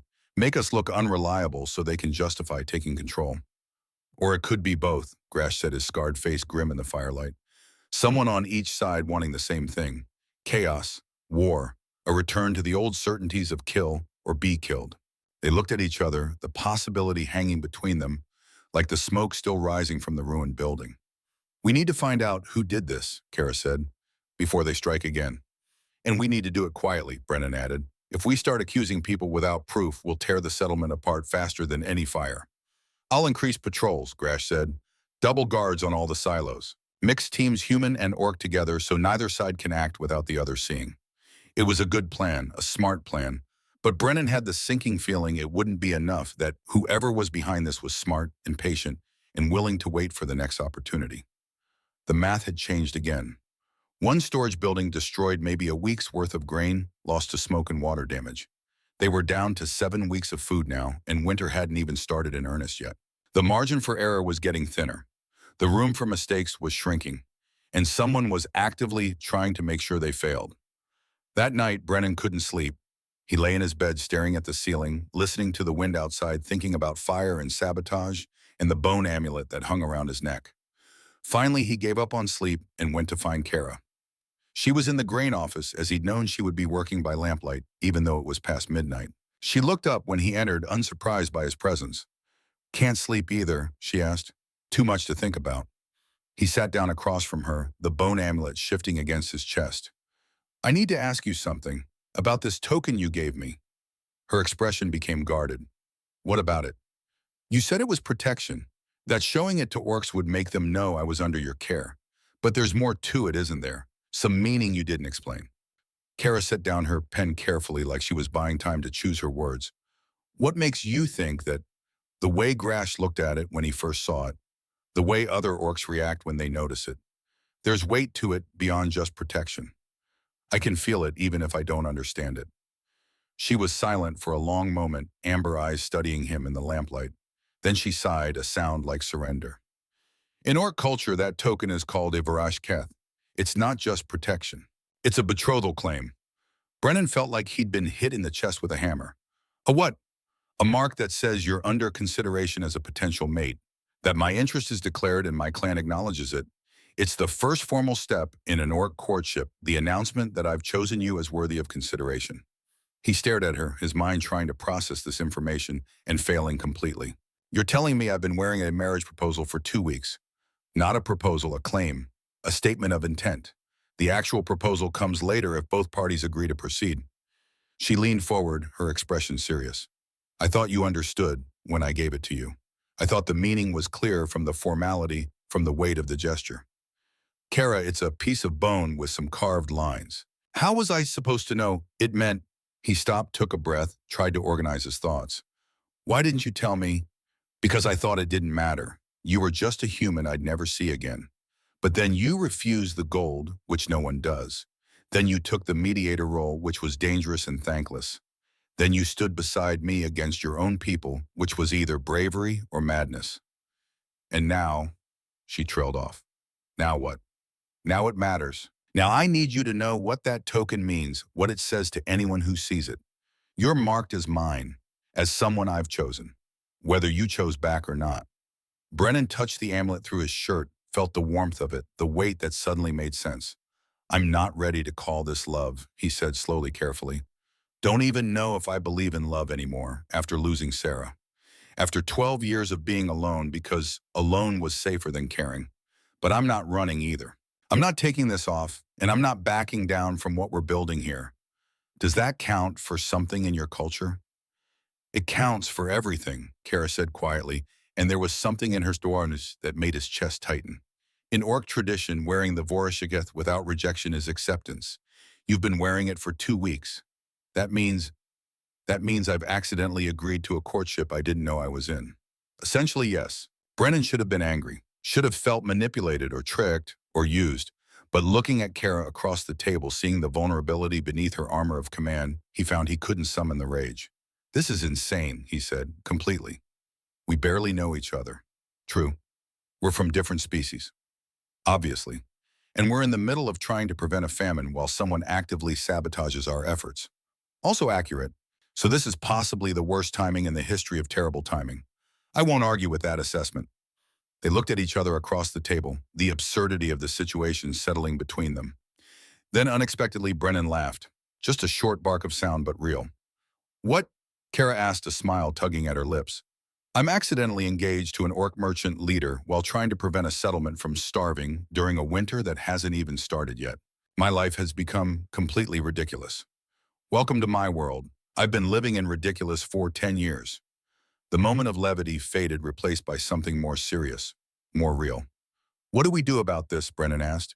"We survive the winter first. Figure out who's sabotaging us. Keep people alive.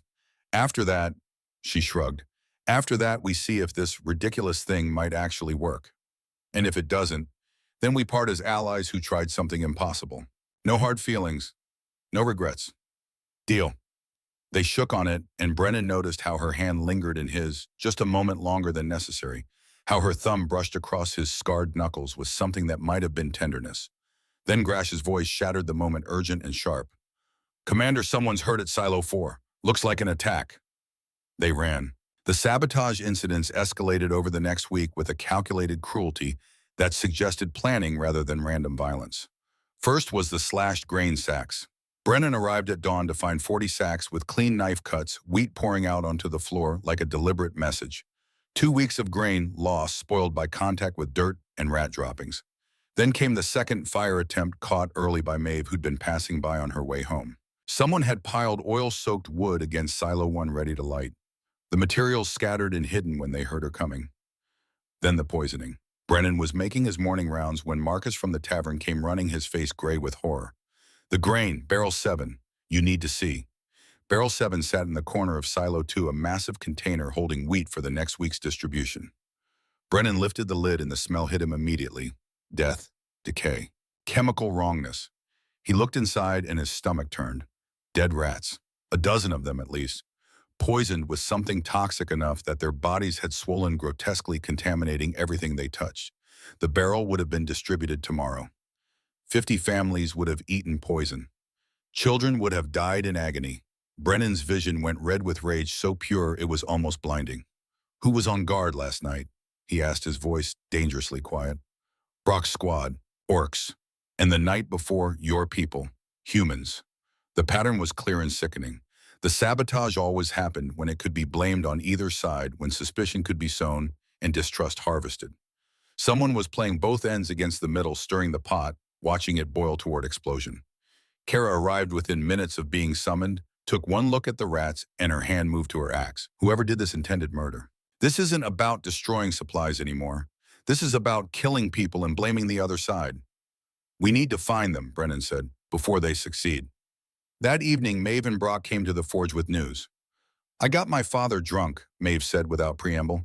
Asked him about the meetings. He's scared Brennan, actually terrified.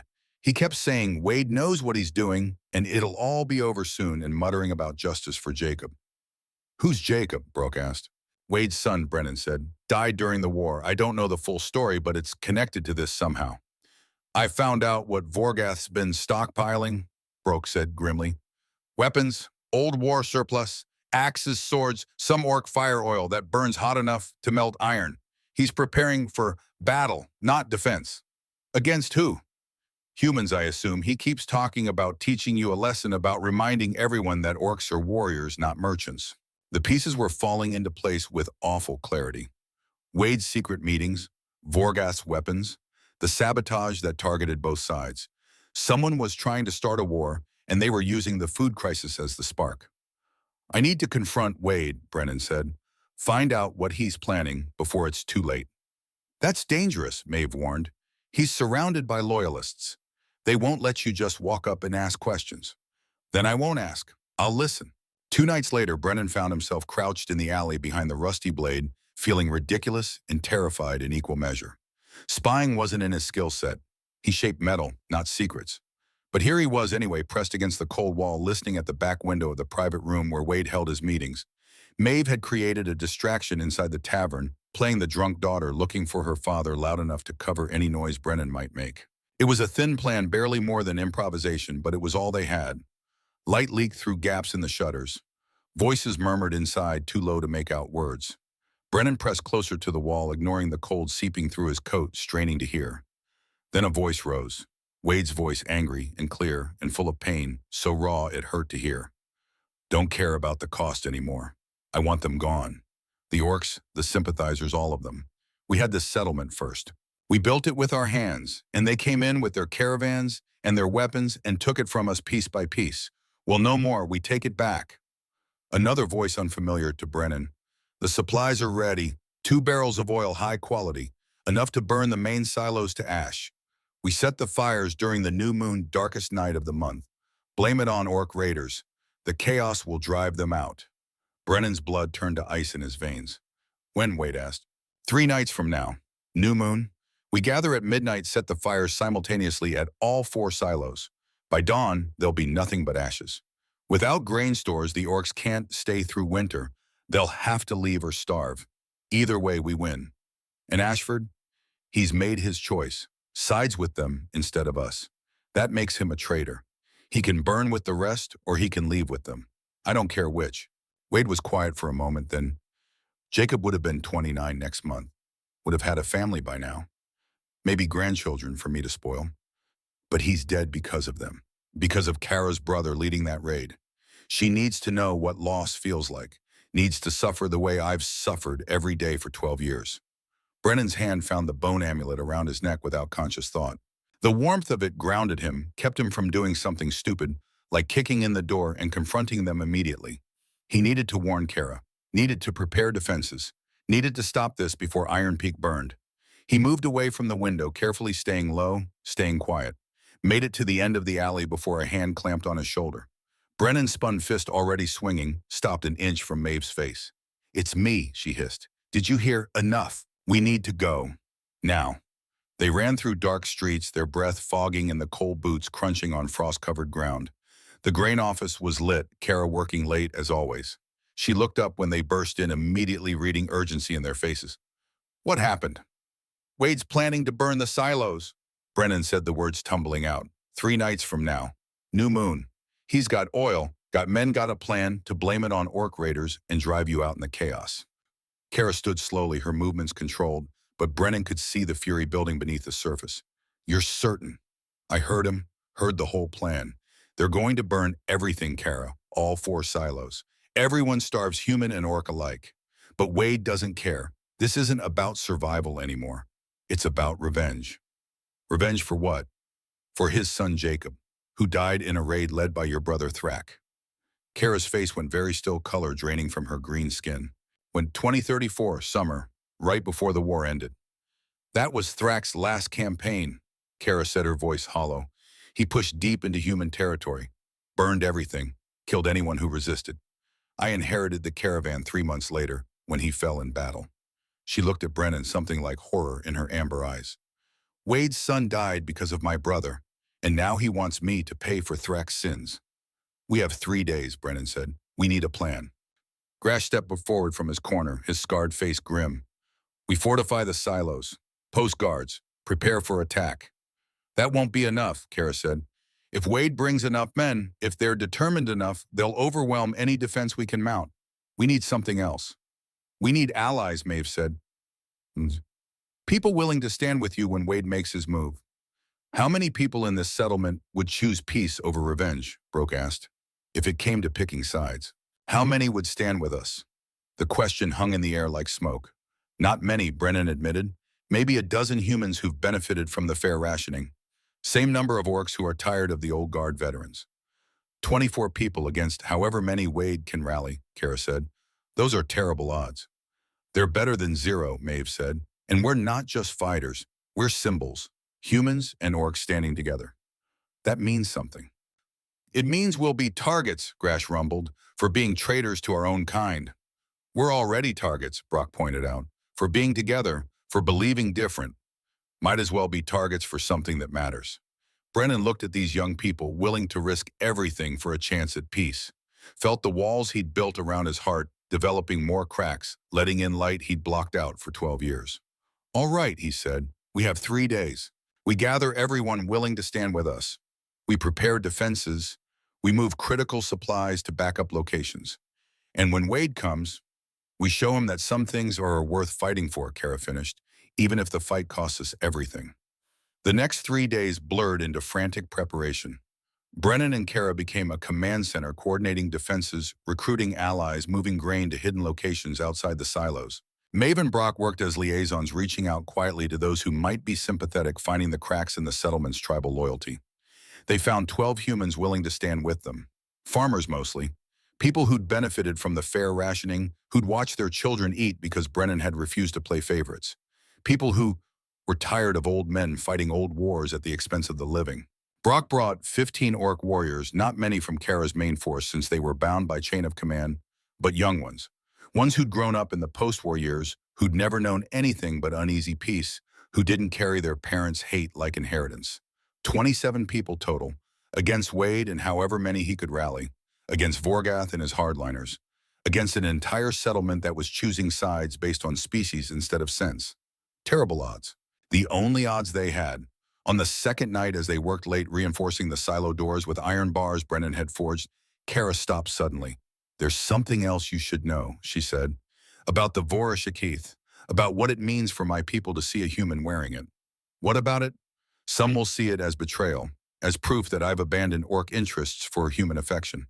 Vorgath especially will use it as ammunition claim. I'm thinking with my heart instead of my head." "Are you?" Brennan asked quietly. Kara met his eyes in the lamplight. "I don't know. I've led with my head for 10 years. Built this caravan on calculated decisions and careful planning. Never let emotion interfere with what needed doing.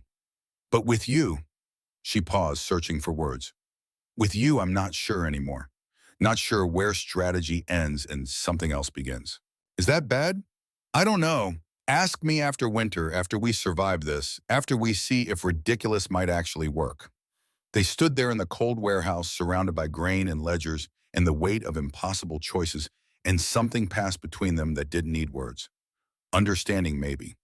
Or just the recognition that they were both terrified and both committed and both willing to see this through to whatever end waited. Grash cleared his throat from the doorway. "Commander, Brennan, you should rest.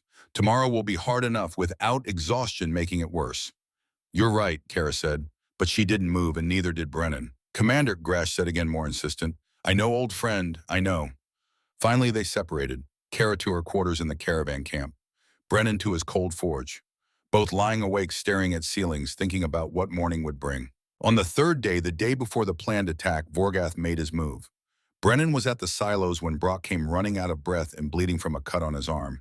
"Vorgath knows," he gasped, "knows about the defenses, about us gathering allies. He's accelerating his timeline, coming tonight instead of tomorrow." "How do you know?" "I was there when he found out. One of our recruits told him everything." Vorgath flew into a rage, started issuing orders. "He's gathering his warriors now. Plans to attack at dusk before we're fully ready." Brennan felt his stomach drop. "How many? 10 warriors. True believers. Veterans who've been waiting 12 years for a chance to fight again. We need to warn everyone. Get them into position now instead of tomorrow." They scrambled, calling in favors, rushing preparations, trying to compress a day's work into hours. By late afternoon, their small force was assembled at the silos. 27 souls who'd chosen principle over tribes standing together in the fading light, waiting for violence they'd hoped to avoid. Kara stood with Brennan, her armor polished, her weapons ready, her face set in the mask of command. Grash organized the defenders into positions, his military experience showing in how he placed people to maximize their limited numbers. The sun set, the temperature dropped, and they waited. Full dark came, and with it, the enemy. But they came from 2 directions. From the North Wade's mob, 30 humans with torches and weapons and 12 years of rage looking for release. From the South, Vorgath's warriors, 10 orc veterans who'd forgotten how to be anything except what the war had made them. Both groups converged on the silos, neither aware of the other, until they were all there together. 50 enemies facing 27 defenders, and the grain stores that everyone needed to survive standing in the middle. Brennan looked at Kara, saw the same calculation in her eyes, the same terrible math. They couldn't fight both groups, couldn't defend against 2 enemies at once, were about to lose everything they'd worked for, everything they'd tried to build. And the sun was setting on what might be Iron Peak's last day. The standoff lasted 10 heartbeats that felt like 10 years, 10 seconds of perfect crystalline tension where everyone stood frozen in a tableau of imminent violence. Wade's mob on the north side, 30 humans with torches that cast dancing shadows across their faces, turning neighbors into strangers, friends into enemies. Vorgath's warriors on the south, 10 orc veterans in full battle gear, axes and swords, catching the firelight, looking like they'd stepped out of nightmares the war had planted, and 12 years of peace had failed to uproot. And in the middle, Brennan's small group of 27 souls who'd chosen principle over tribes standing in a loose defensive circle around the grain silos. The wooden towers loomed behind them, 4 massive structures holding the difference between survival and starvation. 1 spark, that's all it would take. 1 torch thrown, 1 arrow lit, 1 moment of rage overwhelming reason, and 210 people would starve before spring. Brennan tightened his grip on his forge hammer, the familiar weight settling into his palm like an old friend. His shoulder ached where he'd torn it rescuing Kara. His hands were numb with cold, but his voice when he spoke was steady. Wade, he said, not shouting, just stating fact in a voice pitched to carry across the frozen ground. I know why you're doing this. Wade's torch wavered in his hand. You don't know anything, boy. I know about Jacob. The name hung in the freezing air like a curse word, like a wound opened with a word. Wade's face went white, then red veins standing out on his neck like ropes under weathered skin. Around him, the mob shifted uncomfortably. Some knew. Some were learning for the first time why their elder had dragged them into potential suicide. Don't, Wade said, his voice breaking on the single word like glass under pressure. Don't you dare speak his name. You don't have the right. You didn't know him. Didn't watch him grow. Didn't Jacob Grimwood. Brennan continued, each word deliberate, each syllable a hammer strike. 19 years old, died in the summer of 2034 during an orc raid on the eastern settlements. He was your only son, your only family, and he died screaming while his father was too far away to help, too far away to save him, too far away to even say goodbye. The torch fell from Wade's hand, not thrown in rage, just dropped. It hit the snow and hissed smoke rising like a ghost, like all the things left unsaid for 12 years. How do you know that? Wade whispered, and the pain in his voice was so raw it hurt to hear, like listening to someone's soul crack open. Because I know what loss sounds like, Brennan said, taking a step forward, leaving the defensive line, exposing himself to both mobs. Because I lost Sarah the same way. Same year, same raids. Same screaming nightmares that never stop, that wake you up at 3 in the morning drenched in sweat because you can still hear her voice calling for help that never came. He took another step, Kara's hand reaching for him and missing Grash's voice calling him back and ignored. I know you've spent 12 years wanting someone to pay. Brennan continued, walking toward Wade like a man walking into fire. Someone to hurt the way you've hurt. Someone to suffer so your suffering has meaning. I know because I've wanted the same thing. Wanted to find the orc who took Sarah and make them feel what I felt. Wanted revenge so badly I could taste it like copper in my mouth. Then you understand, Wade said desperately, his voice cracking. You understand why this has to happen. Why they have to pay. I understand why you think it has to happen. But Wade, look at what you're about to do. Really look. Brennan gestured to the people around them. Maeve, barely 25, who'd volunteered to stand between armies. Brock, who'd chosen love over loyalty to his species. Young humans who'd never seen the war, who'd grown up knowing only the uneasy peace. Young orcs who didn't carry their parents' hate like birthright. These people didn't kill Jacob, Brennan said, his voice cutting through the cold air like a blade. They weren't even alive when it happened. You burn these silos, you kill them. You kill everyone, human and orc. Old and young, guilty and innocent. You turn into exactly the thing that killed your son. You become the monster you hate. Shut up, Wade said, but there was no force behind it, no conviction. Jacob died in a raid led by Thrak Ironhide, Kara's brother. I know that, you know that. But Jacob's been dead for 12 years, Wade. 12 years. And in all that time, has the hate made it better? Has the rage given you peace?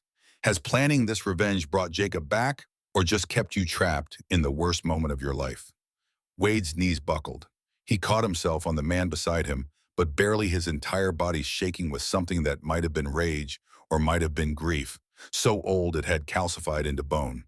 Kara stepped forward slowly, carefully, like approaching a wounded animal that might attack or might flee. She moved past Brennan, past the defensive line, into the open space between the two mobs where violence waited like a held breath. Wade Grimwood, she said, her voice carrying across the frozen ground with the authority of command. I didn't know. I swear on my clan's honor, on everything my people hold sacred, I didn't know Thrak killed your son. But you're right to blame my family. My brother was a monster. He believed the only way to win was to make you fear us more than death itself. She reached up, removed something from around her neck. The medallion, old iron etched with orc runes hanging on a leather cord stained dark with age and what might have been blood. Brennan had seen her wear it every day, touch it sometimes when she thought no one was watching, like a reminder or a penance or a promise. This was his, she said, holding it out toward Wade like an offering or a sacrifice. His clan marker. The symbol of everything he was. Everything he believed, everything he did in the name of orc victory. I've worn it for 12 years as a reminder. As penance. As promise that I would never be what he was, that I would build something better from the ashes he left. She took another step toward Wade, the medallion extended in her green hand, firelight glinting off the old iron. Take it. she said, her voice rough with emotion she usually kept locked away. Destroy it. Melt it down. Throw it in the ravine where Brennan found me. I don't care. But know this killing me won't bring Jacob back. Burning these silos won't ease your pain. It will just create more Wades, more fathers who lost sons, more grief that never heals. Is that the world you want to leave behind? Is that Jacob's legacy? That his death led to more death, more loss, more fathers standing in the snow 12 years later, planning revenge that solves nothing. Wade stared at the medallion like it was a snake, like touching it would poison him. His hand reached out, trembling so badly Brennan could see it from 10 feet away. His fingers closed around the iron, and he made a sound that wasn't quite human. A howl of grief so raw and ancient, it seemed to come from the earth itself, from some deep place where all the world's sorrow lived. He fell to his knees in the snow, the medallion clutched in his fist, and wept. Not quiet tears, not dignified mourning, but the kind of crying that came from a soul cracking open from 12 years of carefully maintained rage, finally breaking to reveal the grief underneath. The father who'd never gotten to bury his son, who'd never gotten closure, who'd fed his pain until it became the only thing keeping him alive, because letting go meant losing the last connection to the boy who'd loved books and wanted to be a teacher. He was 19, and Wade sobbed, the words broken by gulping breaths. My boy was 19. He wanted to teach literature, loved poetry, used to read me sonnets while I worked in the fields. He wasn't even a soldier. He was just there, just in the wrong place. And they killed him anyway, cut him down like he was nothing. The mob behind him stood frozen, watching their elder break apart.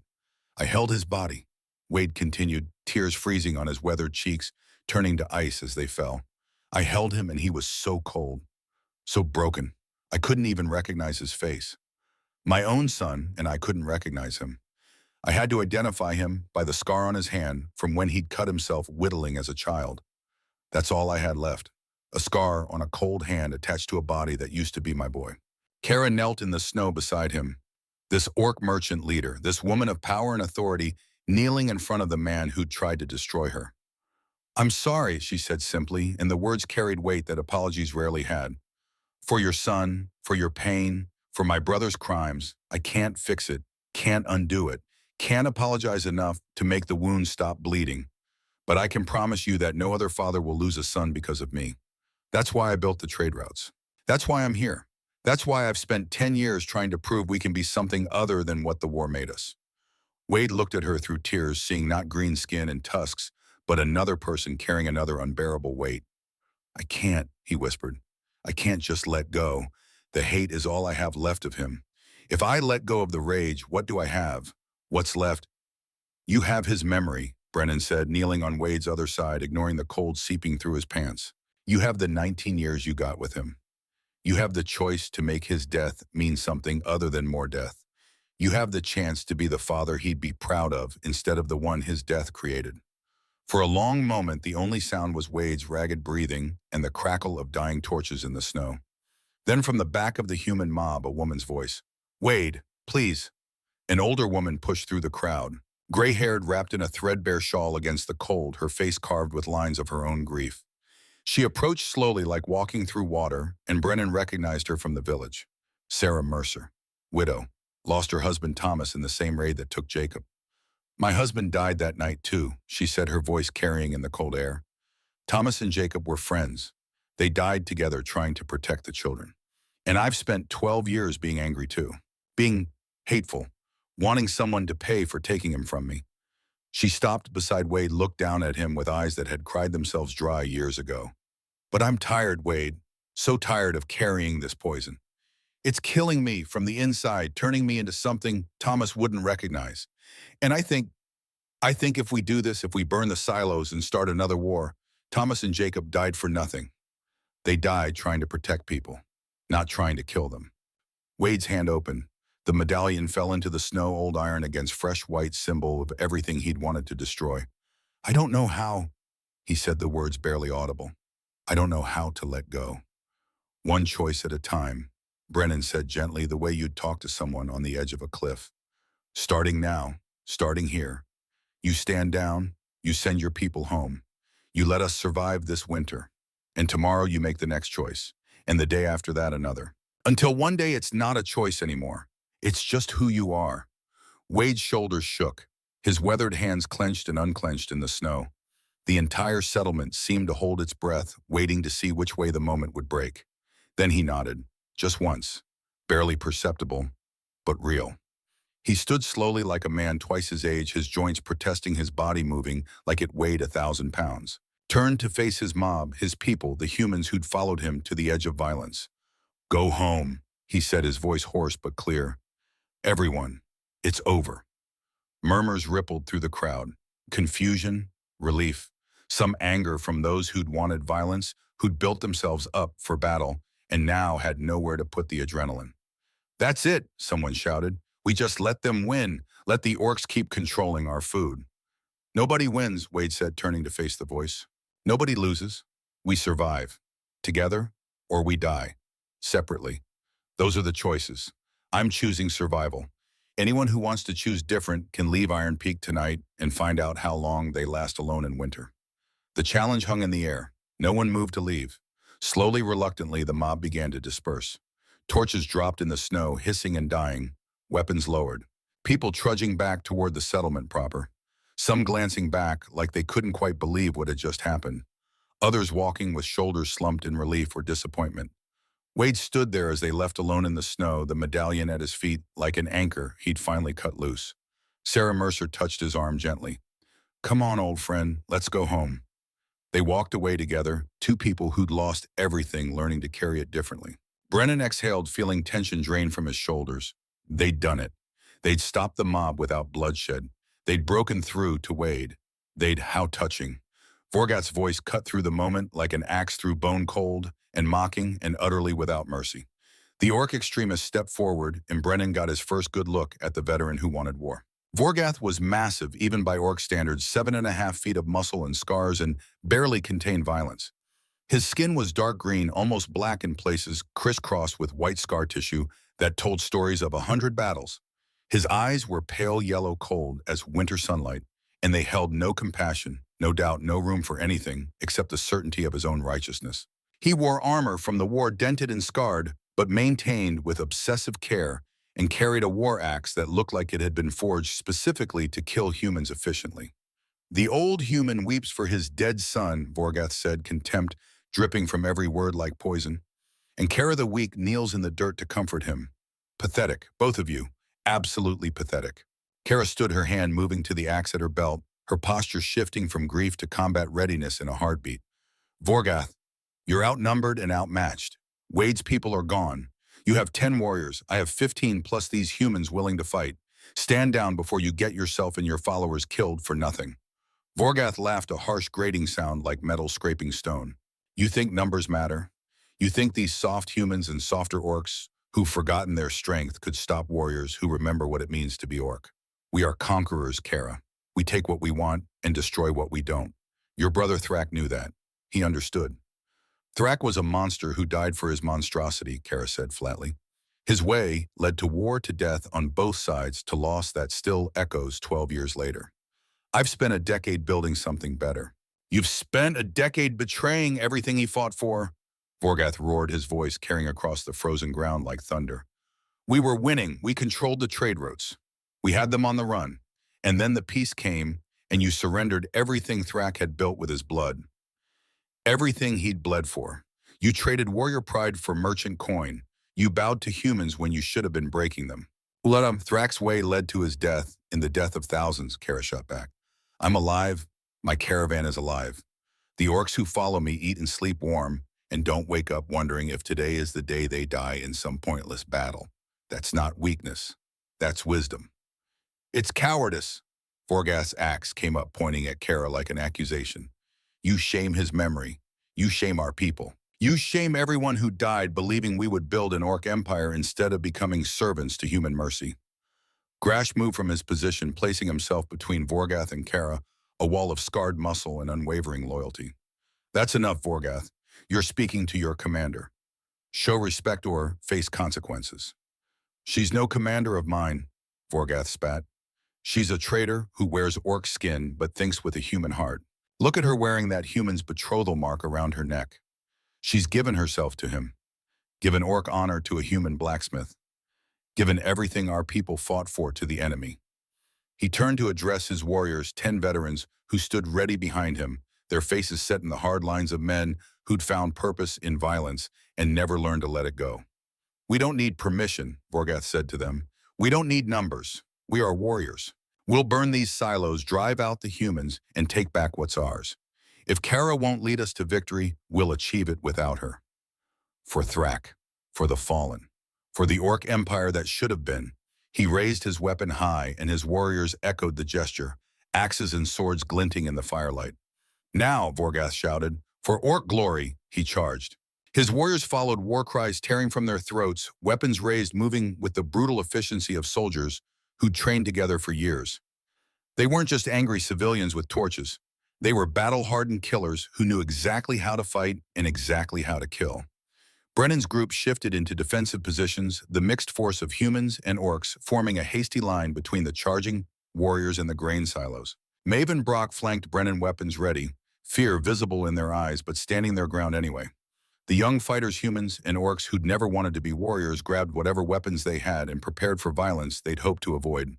Kara moved like water, and lightning combined, her axe dancing in precise arcs as she met Vorgath's charge.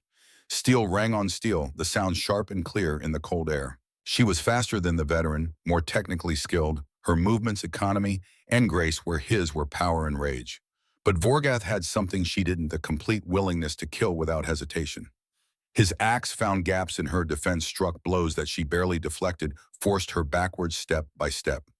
Kara was trying not to murder her own people, trying to disarm rather than kill, and it put her at a disadvantage against someone who had no such compunction. Around them, the battle raged. Grash led a group of Kara's loyal warriors against Vorgath's veterans, orc fighting orc, in a civil war that had been brewing since the peace began. Broke and 3 other guards formed a wall protecting the human fighters who had less combat experience, absorbing attacks, defending, refusing to break. Maeve fought with a pitchfork like her life depended on it, because it did jabbing and defending and showing surprising skill for someone who'd never been a soldier. The young humans, farmers, and craftsmen who'd never seen real combat held their ground through sheer desperate courage, helping each other, protecting each other, refusing to run, even when running would have been smarter. Brennan swung his forge hammer, the familiar weight and extension of his arm. He wasn't a warrior, had never been trained for combat, but he'd shaped iron for 20 years, and his muscles knew how to strike with precision and power. He caught an orc blade mid-swing, deflected it into the snow, followed up with a blow to the warrior's midsection that sent him sprawling. But Vorgath's veterans were cutting through them like scythes through wheat. 2 of Kara's younger warriors went down with serious wounds. A human fighter took an axe blow to the shoulder and collapsed screaming. Brock was bleeding from a gash across his ribs, but still fighting, still protecting Maeve, still refusing to fall. They were losing, slowly but inevitably being pushed back toward the silos, the defensive line crumbling under assault from warriors who'd spent 12 years wanting exactly this. More violence, more war, more purpose found in destruction.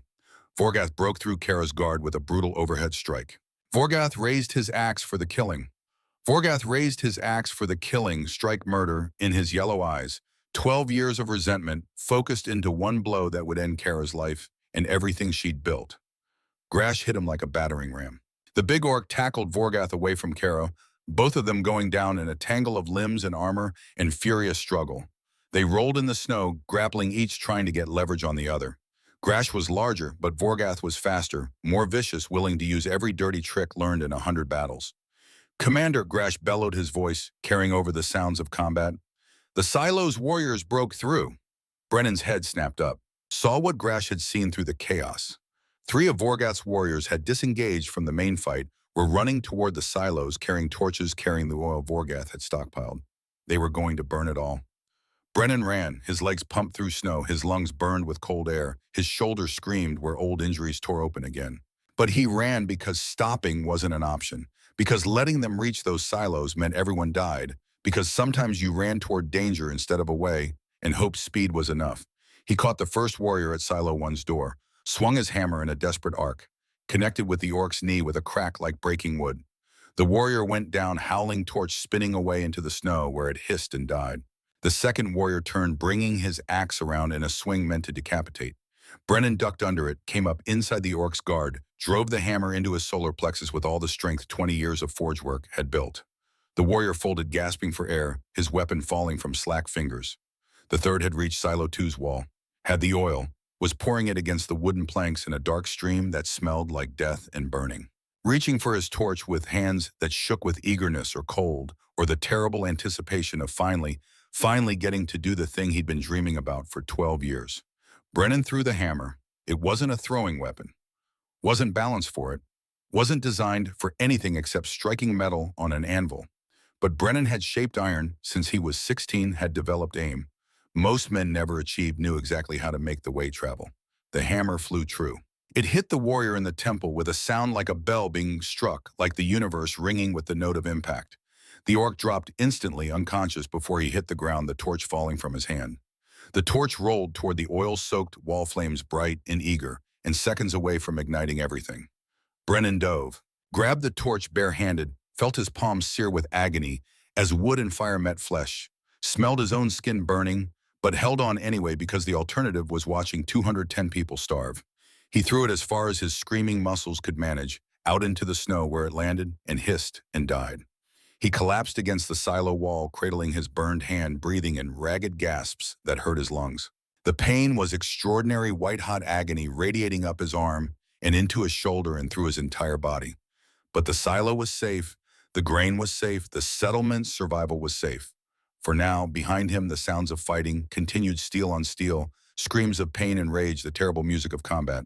He forced himself up, staggered back toward the battle, weaponless now, but refusing to stay down while others fought. The scene he returned to was chaos and blood and desperate struggle.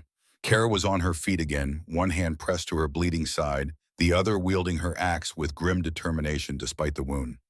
Grash and Vorgath were still locked in brutal combat, rolling and striking and trying to kill each other with the particular hatred of brothers who'd chosen opposite sides. But the tide was turning. Vorgath's warriors were tiring, bleeding, realizing that the easy victory they'd expected wasn't coming. The defenders, human and orc fighting side by side, had found a rhythm, were working together instead of separately, were protecting each other instead of just themselves. Then Vorgath's hand found something in his belt. A glass bottle, oil inside the special kind he'd stockpiled, the orc fire oil that burned hot enough to melt iron. He smashed it against the wooden wall of Silo 3, the liquid spreading across the planks in a dark stain, pulled out flint and steel with hands that were bleeding and shaking. "If I can't have victory," he snarled at Grash, at Kara, at everyone, "no one gets anything. We all burn together." Grash looked at the oil spreading across the silo wall, at Vorgath preparing to light it, at the building full of grain that represented survival for 200 people who didn't deserve to die for one man's pride, at Kara wounded and still fighting, still trying to protect both her people and the humans she'd promised to feed, at everything he'd sworn to guard. He made his choice. Grash tackled Vorgath just as the sparks caught, driving them both through the silo door into the building, where oil-soaked wood was beginning to catch fire.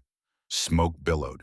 Flames spread with horrifying speed, climbing the walls, reaching for the rafters where grain dust hung in the air like invisible explosives.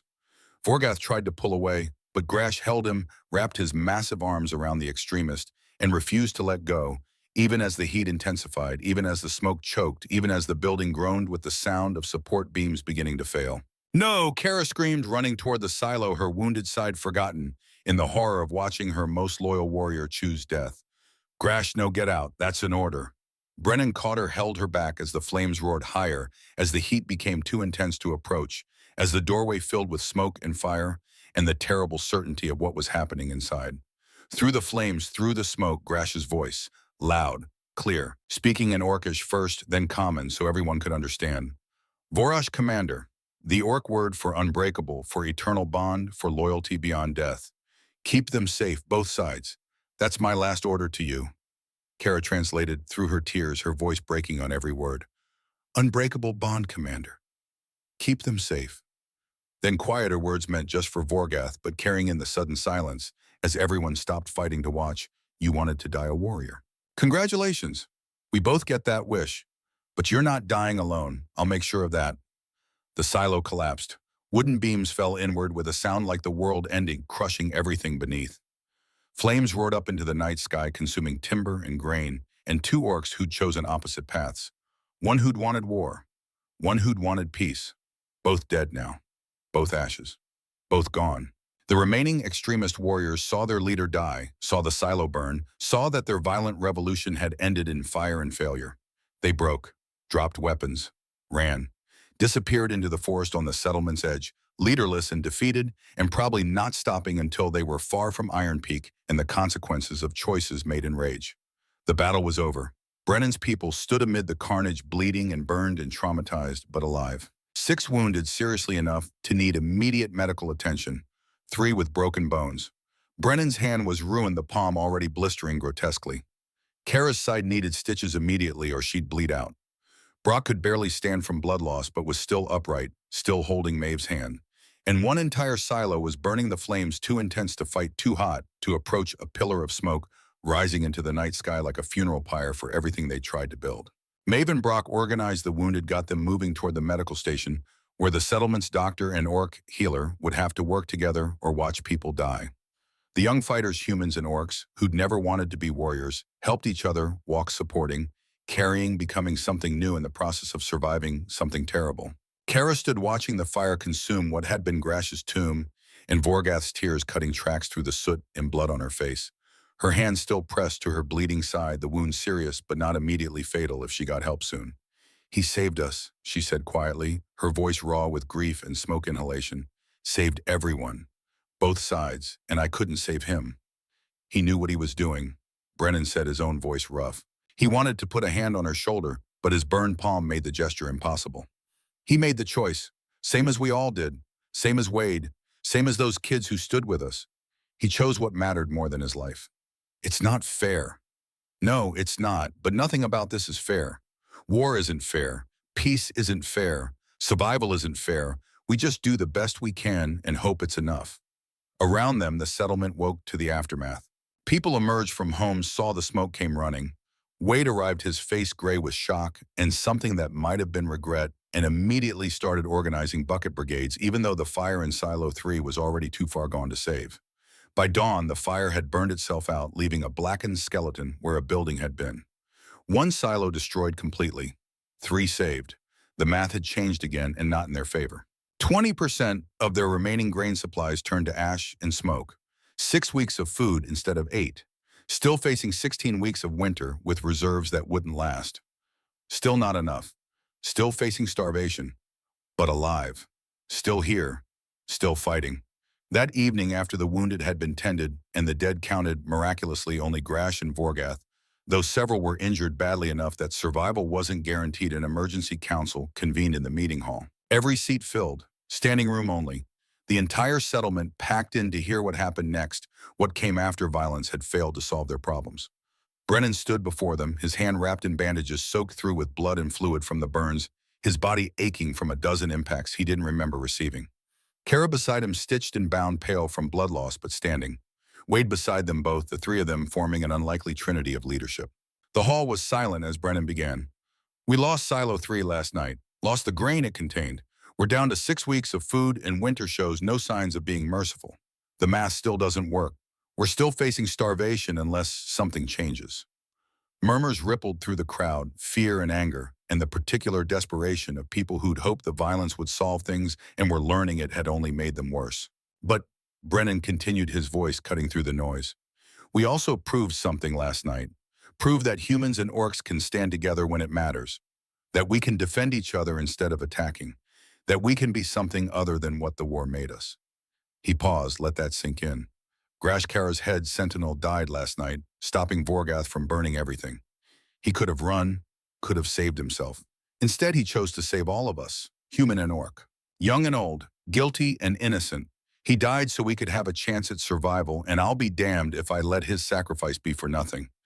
Kara stepped forward, her voice hoarse but carrying. "Grash was my friend, my protector. The warrior who stood with me through 10 years of building this caravan, who believed in peace even though everything in his training told him war was easier. He chose you over his life. All of you. That's the debt we owe to both sides. To prove his choice mattered." Wade spoke last, his weathered face showing every one of his 58 years. "I almost burned the silos last night. Almost killed us all for revenge. For hate I've carried so long. I forgot it was a choice, but I didn't. We didn't. Because people like Brennan and Kara and Grash showed me there was another way.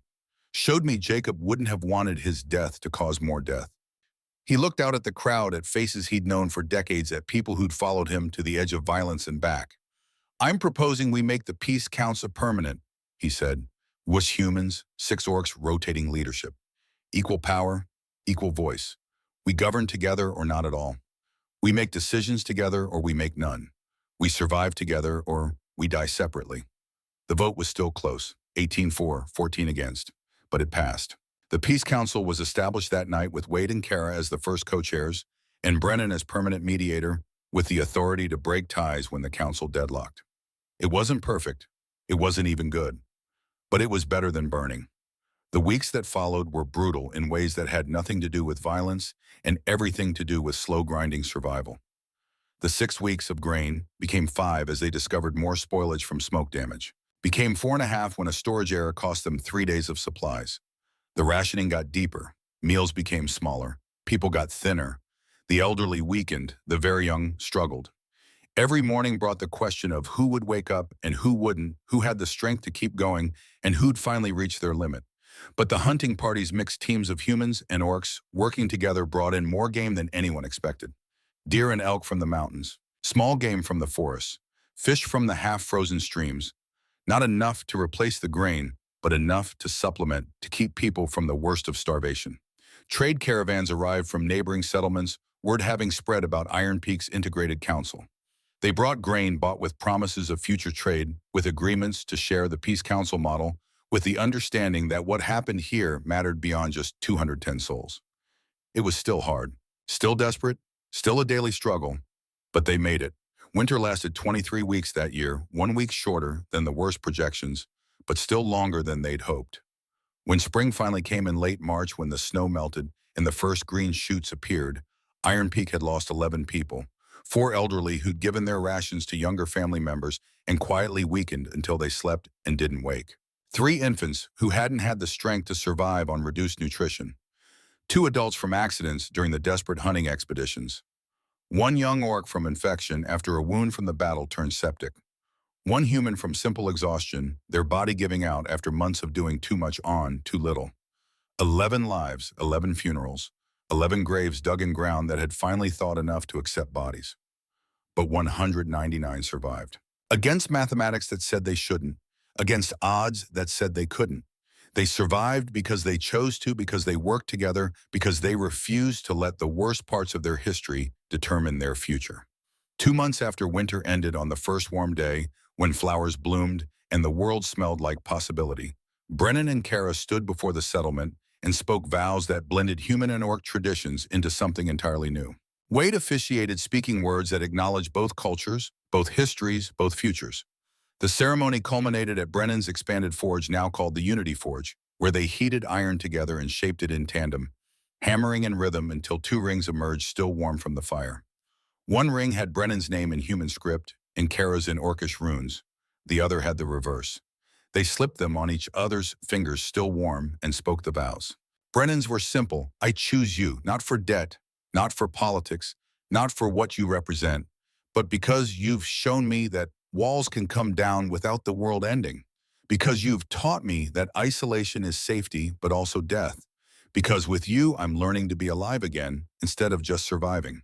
Kara's were equally direct. "I choose you, not because you're human or I'm orc, but because you're the first person in 10 years who saw me as more than my power.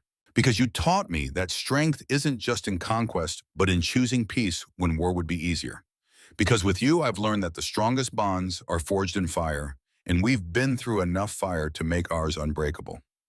They touched foreheads in the orc tradition and kissed in the human one, creating new tradition from old customs. The settlement attended, not all of them happy, but all of them present. Maeve and Brock stood as witnesses. The first mixed couple, now joined by a second.